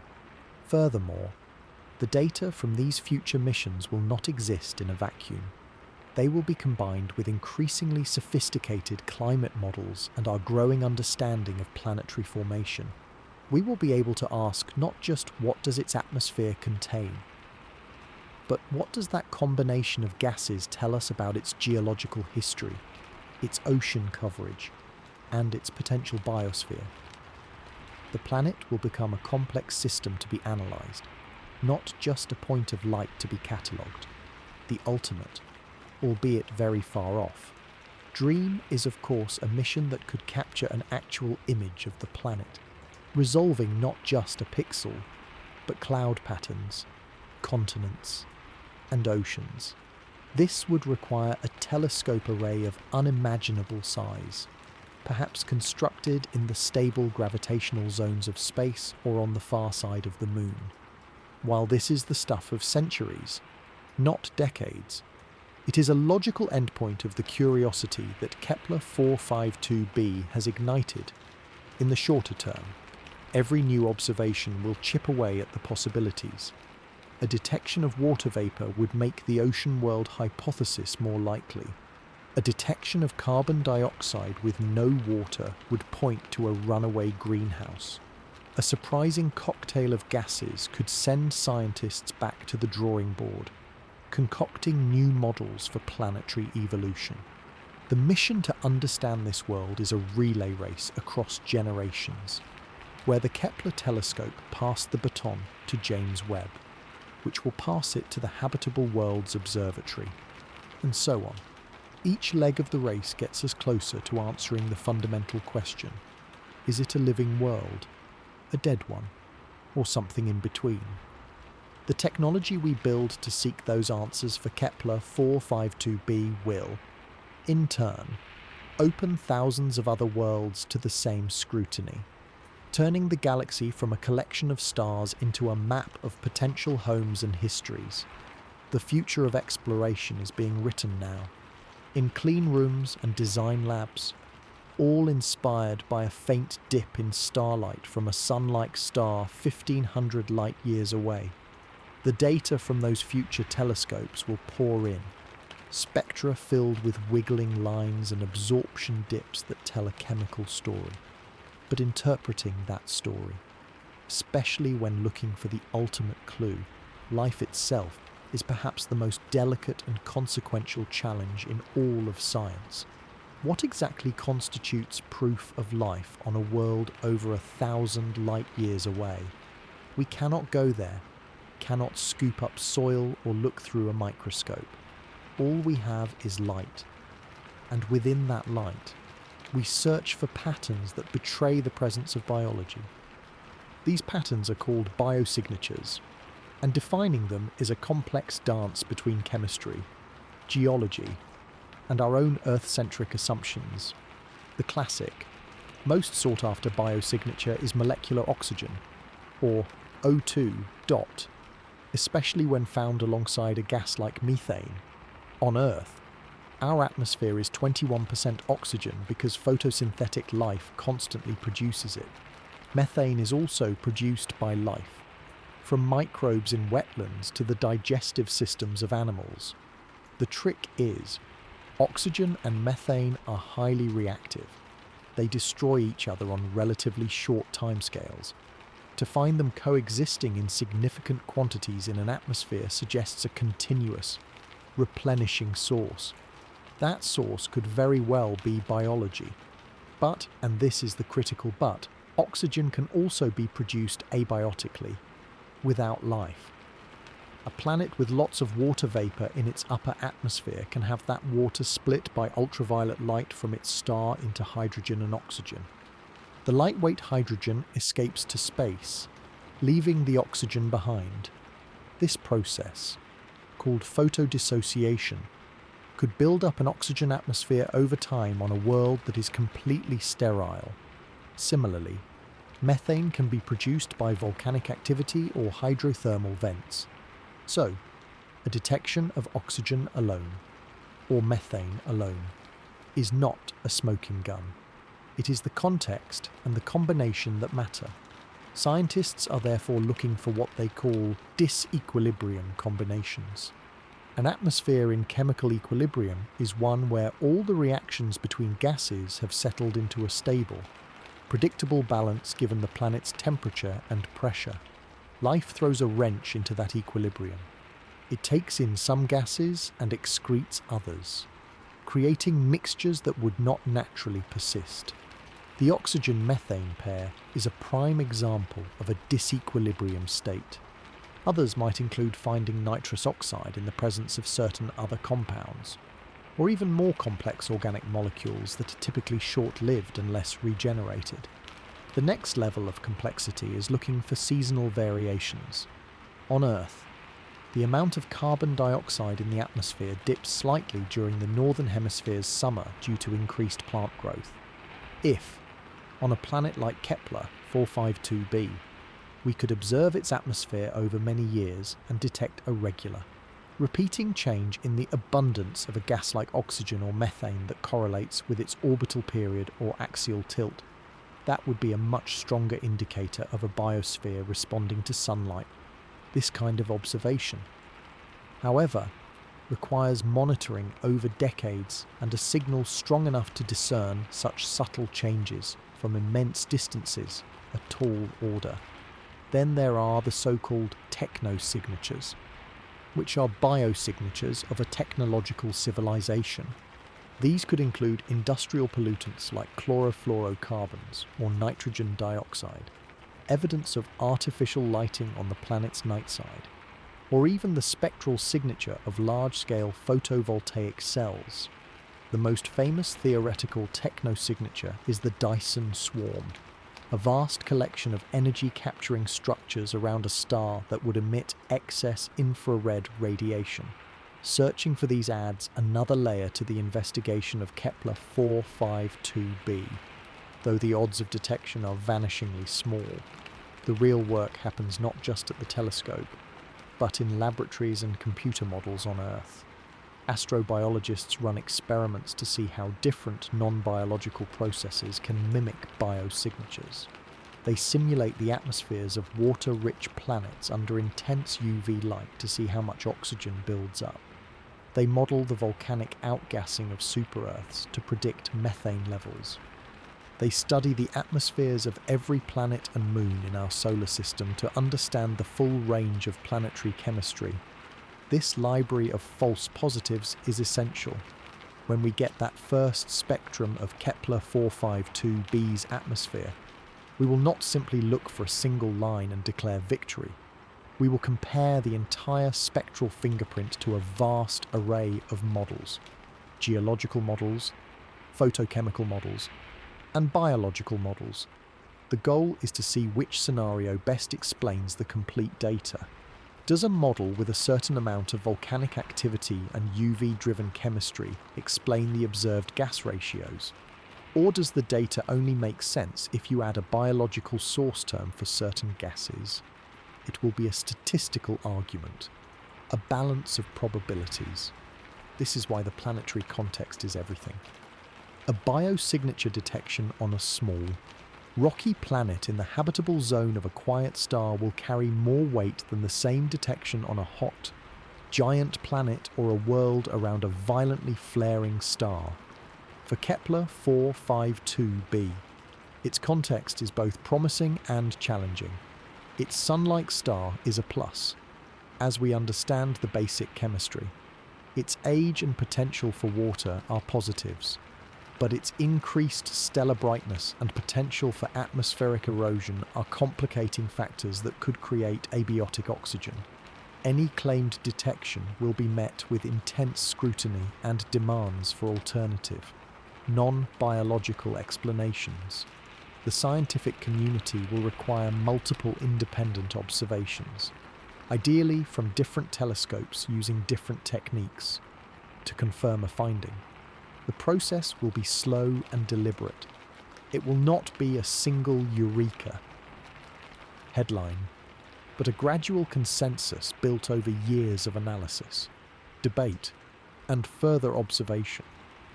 This cautious approach is necessary because the stakes, the claim that we are not alone in the universe, are so high.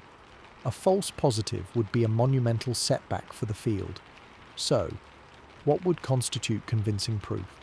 Most experts agree it would require a suite of evidence, not a single gas. Imagine a scenario where the atmosphere of Kepler-452b shows oxygen, methane, and water vapour simultaneously. Further, the oxygen and methane levels are higher than what photochemical models can explain without a constant source.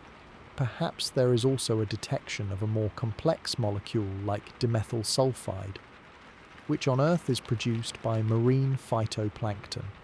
And maybe, just maybe, observations over 20 years show a faint, repeating seasonal pulse in the methane signal. That combination of evidence would be very difficult to dismiss. It would point overwhelmingly towards a living, breathing, and actively metabolizing planet. For now, the search for biosignatures remains a theoretical and preparatory exercise. We are building the tools and the intellectual framework so that when the data finally arrives, we are ready to ask the right questions. Kepler-452b is the archetype, the test case that focuses our efforts. It represents the moment when our curiosity must meet rigorous, unforgiving scientific standards. The journey to find life is not just about building bigger telescopes. It is about sharpening our minds, challenging our assumptions, and learning to read the subtle, cosmic handwriting in the light from a distant sun. The answer, if it comes, will not be a simple yes or no.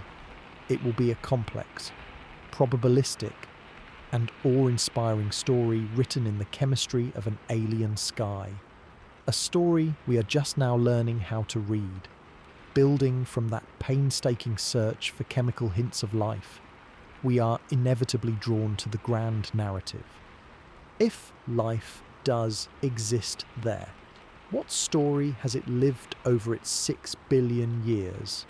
The age of Kepler-452b is not just a number.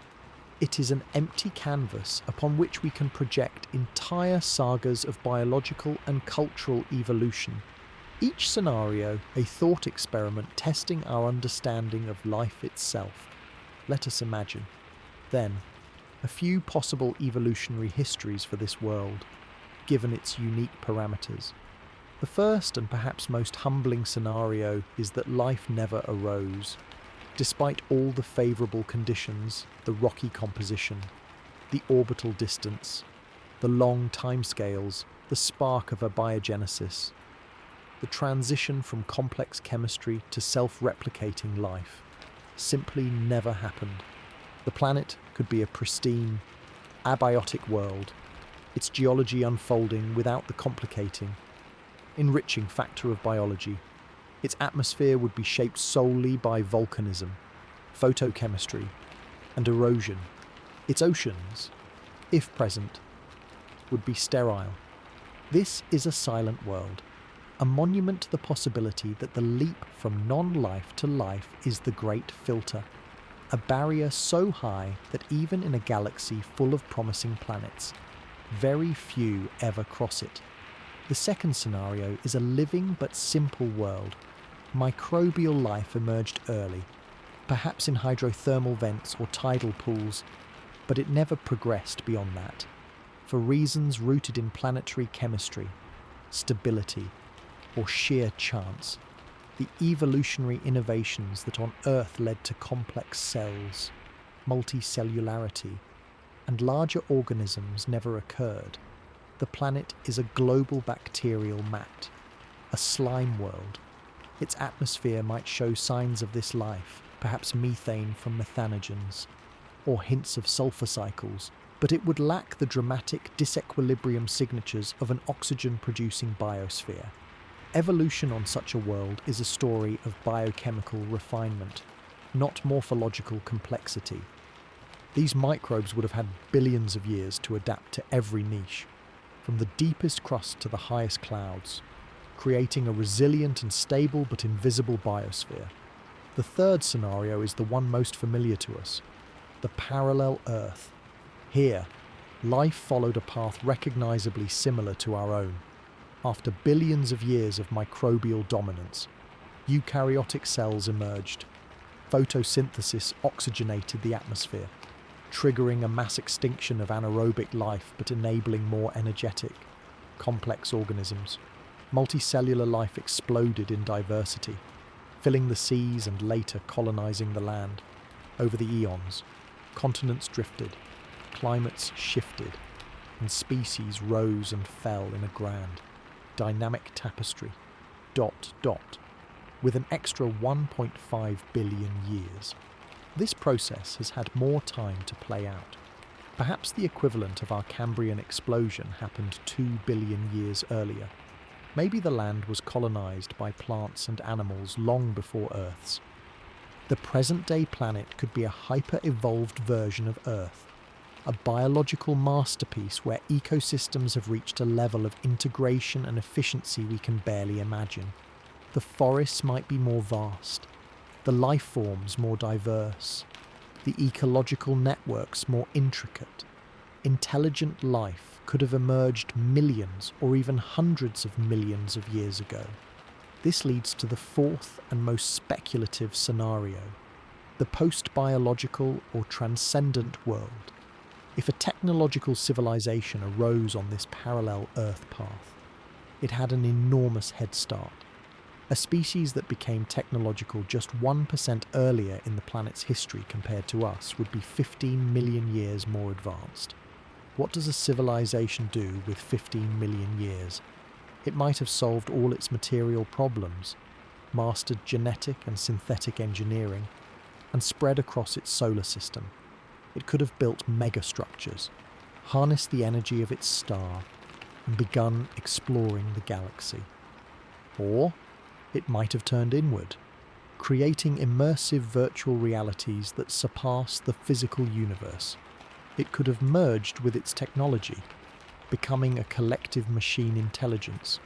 It might have even transcended the need for a physical substrate altogether, existing as patterns of information or energy.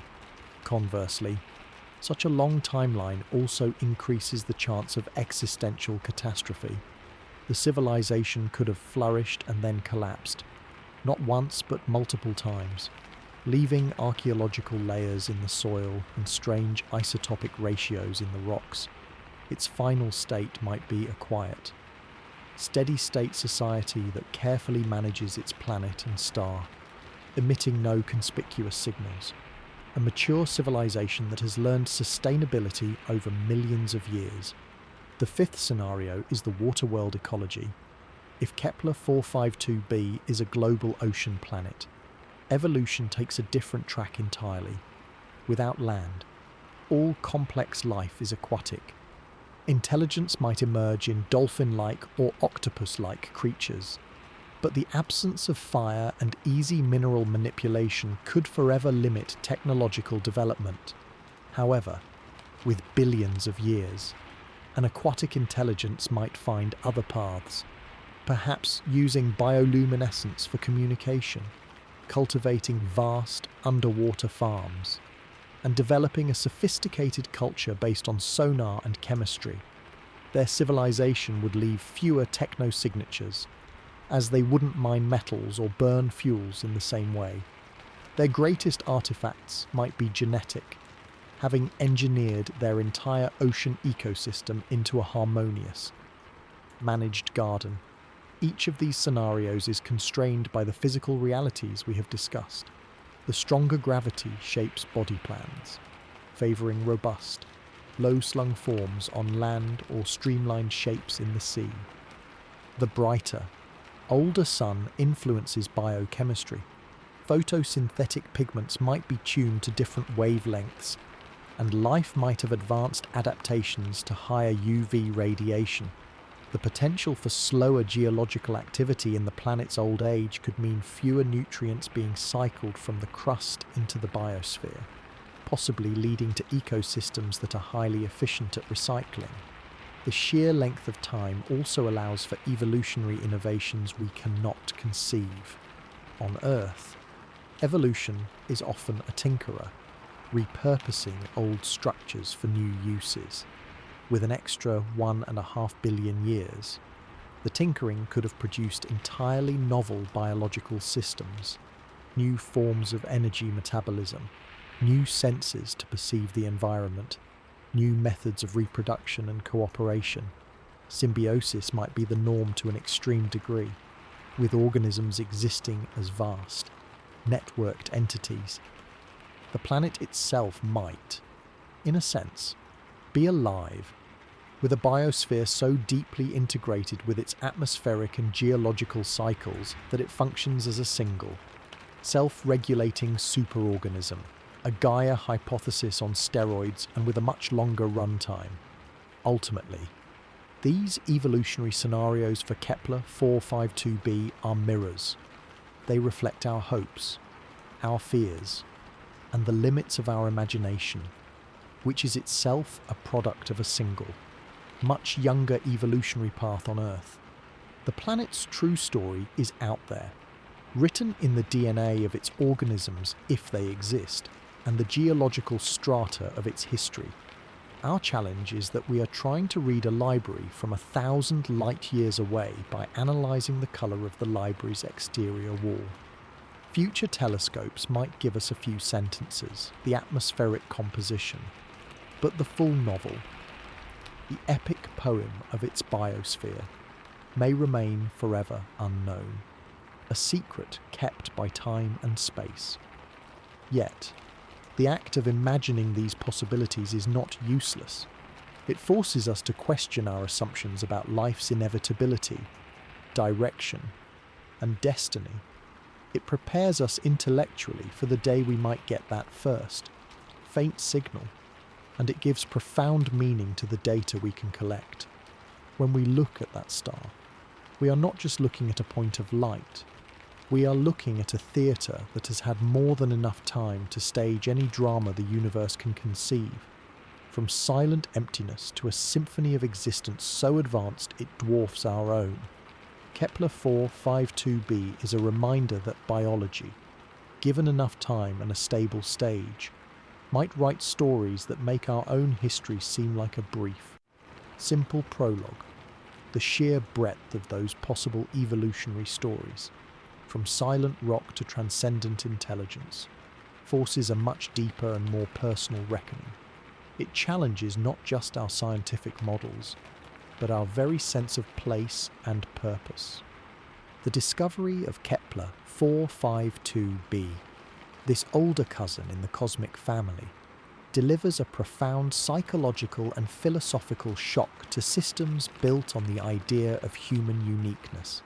For centuries, many philosophical and religious frameworks placed Earth and humanity at the centre of creation, a special project in an otherwise vast, empty, or decorative universe. This planet, a tangible there that is both familiar and alien, directly undermines that anthropocentric view. It is a concrete example that the universe operates on a scale and with a repetition that doesn't require us at all. The processes that formed our solar system, our planet, and perhaps even our biology, are not unique recipes. They are apparently common enough to have produced a very similar outcome, possibly even a more advanced one, over 1 billion years earlier. This realization is a core part of what is sometimes called the Copernican principle, extended to its logical conclusion. We are not in a privileged position. Our world is not the center of the universe. Our sun is not special. And now, even our status as a potentially life-bearing planet in a habitable zone is demonstrably not unique. This can feel existentially disorienting, like finding out your family home is just one unit in a boundless, endless subdivision built over eons. The implications ripple into religious and spiritual thought, for traditions that emphasize a divine, purposeful creation focused on humanity. A universe teeming with Earth-like worlds, especially ones older and possibly more developed, requires a significant expansion of theology. It prompts questions about the nature of creation, the possibility of multiple incarnations of life or soul, and the role of humanity in a cosmos that may contain countless other stories of struggle, faith, and meaning. Some may see it as a magnificent enlargement of divine creativity, a universe filled with intention and life. Others may find it confronts more literal interpretations of sacred texts that seem to describe a single, central drama on a single world. This tension is not new. It began with the understanding that stars are other suns, but Kepler-452b makes it visceral. It is no longer an abstract argument about probabilities. It is a specific address. Conversely, if future studies were to reveal that Kepler-452b is a sterile wasteland despite its ideal location, the philosophical impact would be equally staggering, but in the opposite direction. It would suggest that the conditions for life, even when all the astronomical boxes are checked, might be far more fragile and rare than we hope. In this scenario, Earth becomes not a common example, but a miraculous fluke, a jewel of improbable perfection. This would resurrect a form of cosmic specialness, but one tinged with loneliness and immense responsibility. The rare Earth hypothesis would gain powerful support, and humanity would confront the terrifying possibility that we are not just alone in our neighbourhood, but perhaps alone in the entire galaxy, custodians of a biological flame that might flicker nowhere else. This would place an almost unbearable weight on our actions. If we destroy our biosphere, we might be extinguishing something unique in the Milky Way. So, whether Kepler-452b is teeming with life or is utterly dead, both answers force a deep humility. They are two sides of the same coin, each teaching us that we are not the measure of all things. If life is common, we are one voice in a grand chorus. If life is rare, we are a fragile, precious soloist on a dark stage. Both realities demand we shed cosmic arrogance. This humility is the greatest gift of exoplanet science. It pulls us out of our planetary parochialism and our short-term thinking, our squabbles and conflicts. When viewed against the backdrop of a 6-billion-year-old world, seem like the briefest of flashes. The planet becomes a tool for perspective. It also reshapes our long-term vision. For a species that has always looked to the stars and wondered about destinations, Kepler-452b provides a tangible, albeit distant, goal. It transforms interstellar travel from a vague dream into a journey to a specific, known place. This can unite human ambition in a way few other concepts can, providing a narrative for our technological future that is about kinship and exploration, not just survival. Furthermore, the planet acts as a mirror for our own environmental and civilizational future. As we discussed, its star is brighter and older, showing us one possible future for our own sun and Earth. Studying it, understanding its climate history, whether it survived its star's brightening or succumbed to a runaway greenhouse, provides crucial data for managing our own planet's long-term fate. If it bears the scars of a climate catastrophe, it is a warning. If it shows stability, it offers hope and clues about resilience. In a very real sense, it is a time machine showing us a possible version of our own world 1.5 billion years from now. Finally, the discovery democratizes the cosmos. For millennia, the stars were points of light, then other suns, and now we know they are anchor points for entire families of worlds. The sky is no longer a flat tapestry. It is a deep ocean of solar systems. When you look toward the constellation Cygnus, you can know that there is a specific, named planet orbiting there. This makes the universe feel more accessible, more real, and more inviting to the human imagination. It transforms astronomy from a science of remote objects into a science of places. In the end, the philosophical and anthropocentric implications of Kepler-452b are about growing up as a species. It is a step in our collective maturation from believing we are the center of a small, created stage, to understanding we are participants in an ancient, vast, and still mysterious natural drama. It challenges our stories about ourselves, forcing us to write new ones that are bigger, more inclusive, and more grounded in the reality revealed by science. Whether it leads to a feeling of cosmic loneliness or cosmic community, the value is in the truth. And the truth, as glimpsed in the faint dimming of a star 1,400 years ago, is that we are part of something so much larger than our ancestors ever dreamed.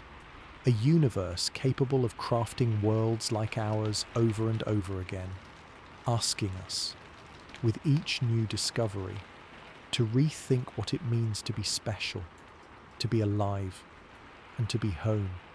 That humbling perspective shift, from seeing ourselves as central to understanding we might be one thread in a vast tapestry. leads to a practical and equally daunting question. If there is another thread out there, another civilization on a world like Kepler-452b, could we ever actually talk to them? The challenge of communication across such distances is not just a technical hurdle. It is a fundamental redefinition of what conversation even means. The first and most absolute barrier is time, dictated by the universal speed limit of light. Kepler-452b is 1,400 light-years away. This means any signal we send, a radio message, a laser pulse, a physical probe, will take 1,400 years to arrive.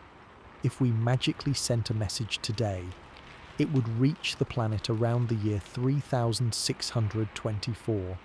Then, if someone is there, and if they notice it, and if they decide to reply immediately, that reply would take another 1,400 years to come back to Earth. We are talking about a 2,800-year round trip for a single hello and hello back. This timescale dwarfs human civilization. The oldest continuous cultures on Earth are a few tens of thousands of years old, but recorded history, the kind with written records and empires, is only about 5,000 years. A single interstellar dialogue would span more than half of that. This turns communication from an exchange into an act of archaeological seeding. We would not be having a chat. We would be casting a message in a bottle into a cosmic ocean, hoping that some far future generation on another world might find it, and that some even further future generation of humans might be around to catch the reply. Our entire society, our technology, our language, and our very species could be unrecognizable by then. We would be communicating with the descendants of our descendants, and they would be hearing from our ancient, potentially mythical, ancestors. The second barrier is the medium. What do we use to send this message? For the last century, our most powerful leaking signal has been radio and television broadcasts. These waves spread out in a sphere from Earth, growing fainter with distance. By the time this radio bubble reaches Kepler-452b, our strongest military and broadcast radar signals would be incredibly weak, lost in the background radio noise of the cosmos. Deliberately sending a powerful targeted signal requires tremendous energy and a very large antenna, like the ones used in SETI's attempts to listen. But even then, we have to guess the frequency.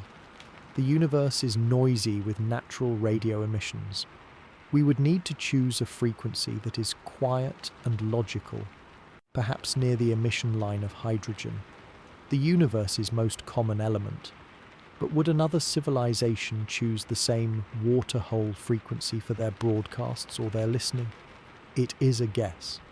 Lasers offer a more focused, energy-efficient method, but they require precise aiming. You need to know exactly where the planet will be in its orbit 1,400 years from now, accounting for its proper motion through the galaxy. It is an astronomically complex targeting problem. The third, and perhaps most profound, barrier is language and cognition. How do you compose a message that can be decoded by a mind that evolved under a different sun, in a different gravity, with potentially different senses and a completely different evolutionary history? They might not have eyes or ears. They might perceive the world through sonar, electrical fields, or chemical gradients. Our mathematics and physics are considered the most universal language, as the laws of the universe are presumably the same there, starting with simple concepts like counting, prime numbers, or the structure of the hydrogen atom is the standard approach. The Arecibo message sent in 1974 used a binary bitmap to convey numbers, atomic numbers for key elements, a graphic of DNA, a human figure, and a diagram of our solar system. But even that relies on the recipient understanding two-dimensional pictorial representation from a one-dimensional bit stream. The golden records on the Voyager probes use pictorial instructions to explain how to play them, relying on analog waveforms. These are brilliant human efforts, but they are steeped in our own perceptual biases. A truly alien intelligence might parse the data in a way we never intended, or more likely, not recognize it as a message at all, just another bit of cosmic static. For a civilization on Kepler-452b, with a potential head start of 1 billion years, their concept of communication might be something we cannot yet imagine. They might use quantum entangled particles, modulate neutrinos, or use a method rooted in a physics we have not yet discovered.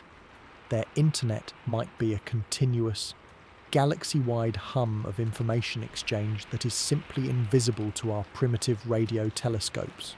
Our shouts into the dark might be like trying to get the attention of a modern smartphone user by sending smoke signals. So, what does this mean for our relationship with this specific world? It means that any discovery of life, especially intelligent life, there is likely to be a one-way observation for the entirety of human future history. We will be astronomers and archaeologists, not pen pals. We might study their world's atmosphere for industrial pollutants, look for evidence of city lights or megastructures, and infer their existence and perhaps even their history from these distant clues. But a real time, or even a generational time, dialogue is almost certainly impossible. This transforms the search into a kind of cosmic history lesson.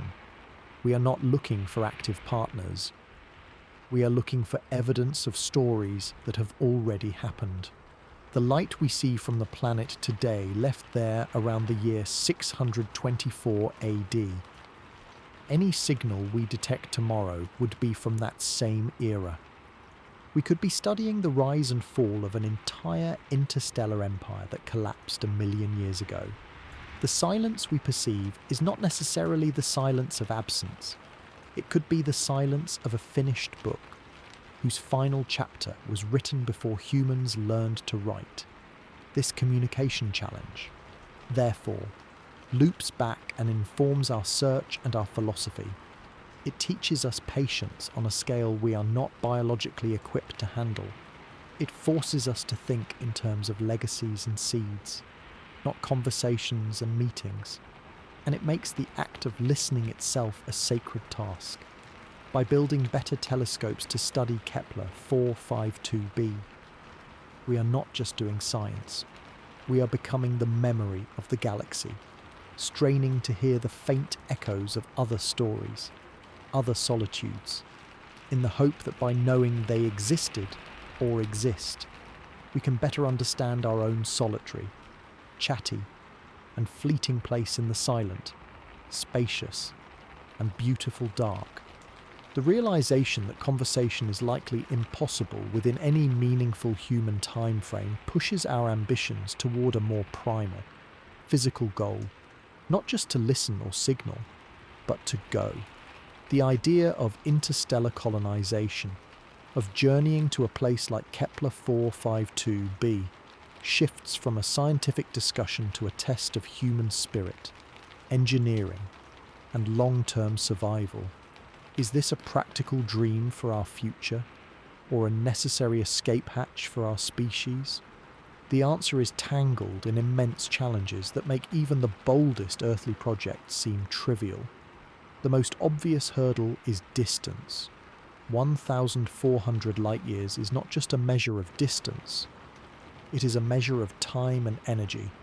With our current propulsion technology, like chemical rockets or even efficient ion drives, a journey to the nearest star system would take tens of thousands of years. For Kepler-452b, the trip time stretches into the hundreds of thousands or even millions of years. This is not a voyage. It is a one-way exile into the deep future, demanding a spacecraft that is a self-sustaining civilization sealed in a can. This leads to the concept of generation ships, massive arcs where generations of humans are born, live, and die during the transit. The social, biological, and psychological challenges are staggering. Maintaining genetic diversity, preventing cultural stagnation or catastrophic social collapse, and ensuring technical knowledge is preserved over centuries are problems we have no experience solving. The ship itself must be a perfectly closed ecosystem, recycling every molecule of water and air, a feat we cannot reliably achieve on Earth, let alone in the void. Alternatively, we could develop advanced propulsion to shorten the trip. Concepts like nuclear pulse propulsion, where small nuclear explosions propel the ship, could theoretically reach a few % of light speed, cutting the journey to Kepler-452b to tens of thousands of years. Still an incomprehensible span. More exotic ideas, like matter-antimatter engines or harnessing fusion more efficiently, are purely theoretical and come with monumental engineering and energy production challenges. The breakthrough starshot idea of laser-pushed light sails aims for 20% light speed, but for tiny, gram-scale probes. Scaling that up to a crewed vessel is, with today's physics, a fantasy. The energy requirements alone are astronomical. So, as a practical destination within the next few centuries, Kepler-452b is not viable. It will not be a colony for our great-great-grandchildren. But as a dream, as a philosophical target, it is incredibly powerful. It represents the ultimate why for developing interstellar technology. We might first learn to reach nearby stars, those within 10 or 20 light years. The techniques and technologies mastered there, closed-loop life support, long-term hibernation or suspended animation, advanced propulsion, would gradually extend our range. Kepler-452b sits on the far horizon of that ambition, a benchmark for a truly mature interstellar civilization. This brings us to the necessity argument. Is leaving our solar system something we must do to ensure survival? Proponents say yes. All our eggs are in one planetary basket. Asteroids, supervolcanoes, nuclear war, or slow environmental degradation could end or cripple our civilization, establishing independent colonies on other worlds, first in our solar system and then around other stars, is the only way to guarantee that the light of human consciousness never fully goes out. In this view, Kepler-452b is a symbol of that ultimate redundancy. It is not the first step, but it represents the final logic of a species that refuses to be ephemeral. However, the ethical dimensions of colonization are murky. If Kepler-452b is already inhabited, even by microbes, our arrival could constitute a catastrophic act of interplanetary pollution, introducing earthly bacteria that might outcompete or destroy native life. The prime directive from science fiction has a real ethical core. Do we have the right to interfere? If the planet is barren but habitable, do we have the right to alter it completely through terraforming? These are questions for a future that can actually make the trip, but they are worth considering now, as they shape the kind of civilization that would attempt such a journey. Perhaps the most realistic path to reaching a world like this is not by sending humans, but by sending our intelligence in a more durable form. Concepts like embryo spaceflight, where frozen human embryos are gestated upon arrival by machines, or sending AI-equipped von Neumann probes that build infrastructure for later arrivals, bypass the generation ship problem but introduce other profound ethical quandaries. In these scenarios, the beings that eventually walk on Kepler-452b may be our descendants in spirit and origin, but not in direct biological continuity. They would be adapted to that world's gravity and sunlight from birth, they would be its natives, and Earth would be a mythic homeland in the databanks. This transforms the endeavour from colonization to seeding, a subtle but important difference for now and for the foreseeable future. Kepler-452b serves a more immediate purpose. It is a catalyst for thought and innovation. It forces engineers to think about energy scales and timescales beyond anything in human history. It inspires biologists to design more robust closed ecosystems. It pushes social scientists to model long-term societal stability. The dream of reaching it, however remote, accelerates progress across countless fields. In a very real sense, the value is in the striving, not the arriving. Furthermore, focusing on such a distant goal helps unify humanity under a common, peaceful, and constructive objective. The International Space Station shows cooperation is possible. An interstellar ambition could magnify that 1,000-fold. It is a goal that requires the best of us, our cooperation, our ingenuity, and our long-term vision. So, is colonization of Kepler-452b a dream or a necessity? It is currently a dream, one that defines the outermost edge of human aspiration. It may become a necessity only if we survive and thrive for thousands of years, mastering our solar system and our own nature, until the stars become the next logical, and perhaps necessary, frontier. The planet itself, a pale blue dot in someone else's sky, may never feel a human footstep, but the very fact that we can point to it, name it, and imagine the journey changes who we are in the present. It turns us from a species that looks at the night sky with wonder into a species that looks at a specific point in that sky and, against all practical reason, begins to calculate the route.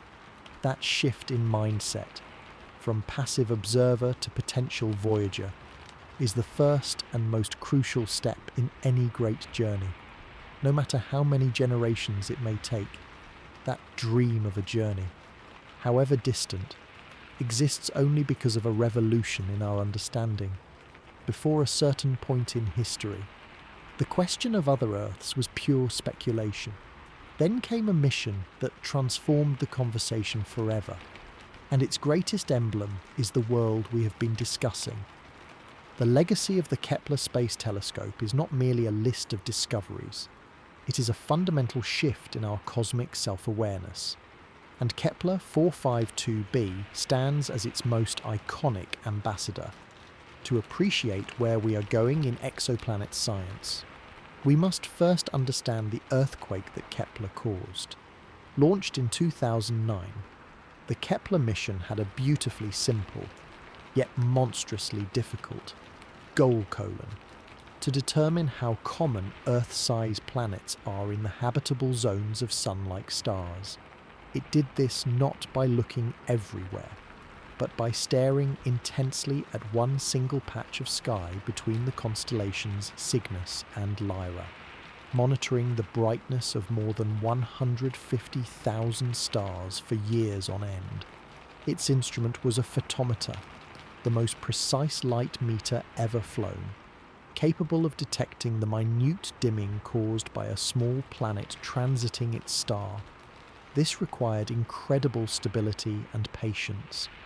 For 4 years, it maintained an unblinking gaze, gathering data points that formed light curves, the heartbeat graphs of those distant suns. The statistical power of this approach was revolutionary. Before Kepler, we knew exoplanets existed, but most were gas giants found close to their stars, detected by the wobble they induced. We had no reliable measure of the population of smaller, rocky worlds. Kepler provided that census, by carefully accounting for the geometric probability of a transit alignment and the completeness of its data. The Kepler team could extrapolate from the planets it found to estimate the number it missed. The results were staggering. They revealed that small planets are not the exception. They are the rule. The data suggested that there are more planets than stars in our galaxy, and that a significant fraction of Sun-like stars likely host a planet roughly Earth's size in the habitable zone. This was the paradigm shift. The question changed from "do other Earths exist?" to "they are everywhere." Now, which ones should we study first? Kepler-452b was the crown jewel of this statistical revelation because it was the first that so closely matched the specific criteria of an Earth analogue. A planet only about 60% larger than Earth, orbiting a G-type Sun-like star within the conservative habitable zone, with a year only 20 days longer than ours. It was the proof of concept that such worlds were not just theoretical outcomes of statistics, but actual, detectable places. It gave a face to the numbers. The mission's legacy is also one of resilience. After 4 years, 2 of Kepler's 4 reaction wheels, which were essential for its ultra-precise pointing, failed. The mission as originally designed was over, but engineers devised a brilliant workaround, using the subtle pressure of sunlight to help stabilize the spacecraft, allowing it to undertake a new mission called K2. K2 observed different fields along the ecliptic plane for about 80 days each, discovering hundreds more planets and studying stars, galaxies, and supernovae. This extended life demonstrated incredible ingenuity and turned a potential failure into a prolific second act. The sheer volume of data Kepler produced is a gift that keeps on giving. The public data releases have enabled citizen scientists and researchers around the world to dive in, leading to the discovery of planets through crowdsourced analysis. The light curves hold secrets beyond transits, allowing studies of stellar astrophysics, asteroseismology, and the behavior of star spots. Kepler taught us as much about stars as it did about planets. Furthermore, the mission created a rigorous methodology for vetting planet candidates. A dip in light is just a dip. It could be caused by a binary star, an instrument glitch, or other astrophysical false positives. Kepler's team developed a multi-step process involving statistical validation, follow-up observations with other telescopes, and sophisticated software to confirm planets with high confidence. This framework now underlies all transit survey work. The legacy moves beyond the catalogue. Kepler's success directly inspired and enabled the next generation of planet-hunting missions. The Transiting Exoplanet Survey Satellite, or TESS, launched in 2018, is Kepler's heir in many ways. But instead of staring deeply at one patch, TESS performs an all-sky survey, focusing on brighter, closer stars. This strategic shift, informed by Kepler's findings, creates a list of ideal targets for atmospheric follow-up by the James Webb Space Telescope. Kepler told us planets were common.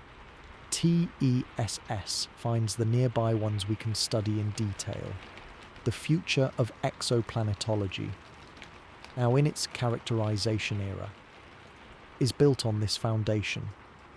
Upcoming missions like the European Space Agency's PLATO will focus on finding Earth-like planets around Sun-like stars with even greater precision, while the Habitable Worlds Observatory concept aims to directly image and analyze their light. All of these ambitious projects trace their lineage back to the technical and scientific path forged by Kepler. Kepler-452b, in particular, serves as the reference point, the benchmark against which we compare new discoveries. It is the example we use when modelling climates, atmospheres, and evolution.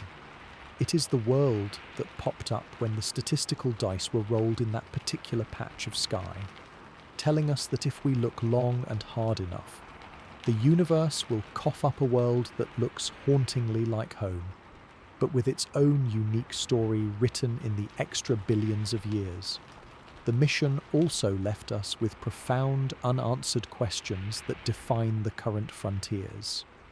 It showed us that the most common type of planet in the galaxy is one we don't have in our solar system. Worlds between the size of Earth and Neptune, so-called super-Earths and mini-Neptunes. Kepler-452b sits in that range. Are these predominantly rocky super-Earths with thick atmospheres? Or are they gaseous mini-Neptunes with no solid surface? Kepler could not answer that. It only gave us the sizes. This mystery is now a central driving question for characterization science. In a broader cultural sense, Kepler changed the narrative of space exploration. It filled the galaxy with destinations. It gave artists and writers and dreamers concrete places to imagine. It turned the abstract exoplanet into a world with a name, an orbit, and a potential history. This has a powerful effect on public engagement with science. People can connect with a specific story, not just a concept. The mission's end in 2018, when it finally ran out of fuel, was not a disappearance, but a transition. Its data archive remains one of the most valuable treasures in astronomy, and its planetary catalogue is the target list for science for decades to come. Every time a new telescope trains on a former Kepler candidate to measure its mass or sniff its atmosphere, the legacy continues. So, when we look at Kepler-452b, we are not just looking at a planet. We are looking at the culmination of a daring idea, that we could stare at 150,000 stars for years and find worlds by the shadow they cast. We are looking at the validation of decades of work by thousands of scientists and engineers. And we are looking at the starting point for the next great adventure, the search for life beyond our solar system. The Kepler mission asked the universe a question, and the universe answered with a resounding, abundant yes. Kepler-452b is that yes given a name and coordinates. A beacon that forever marks the moment we learned our place is not a solitary one, but merely one address in a galaxy brimming with worlds.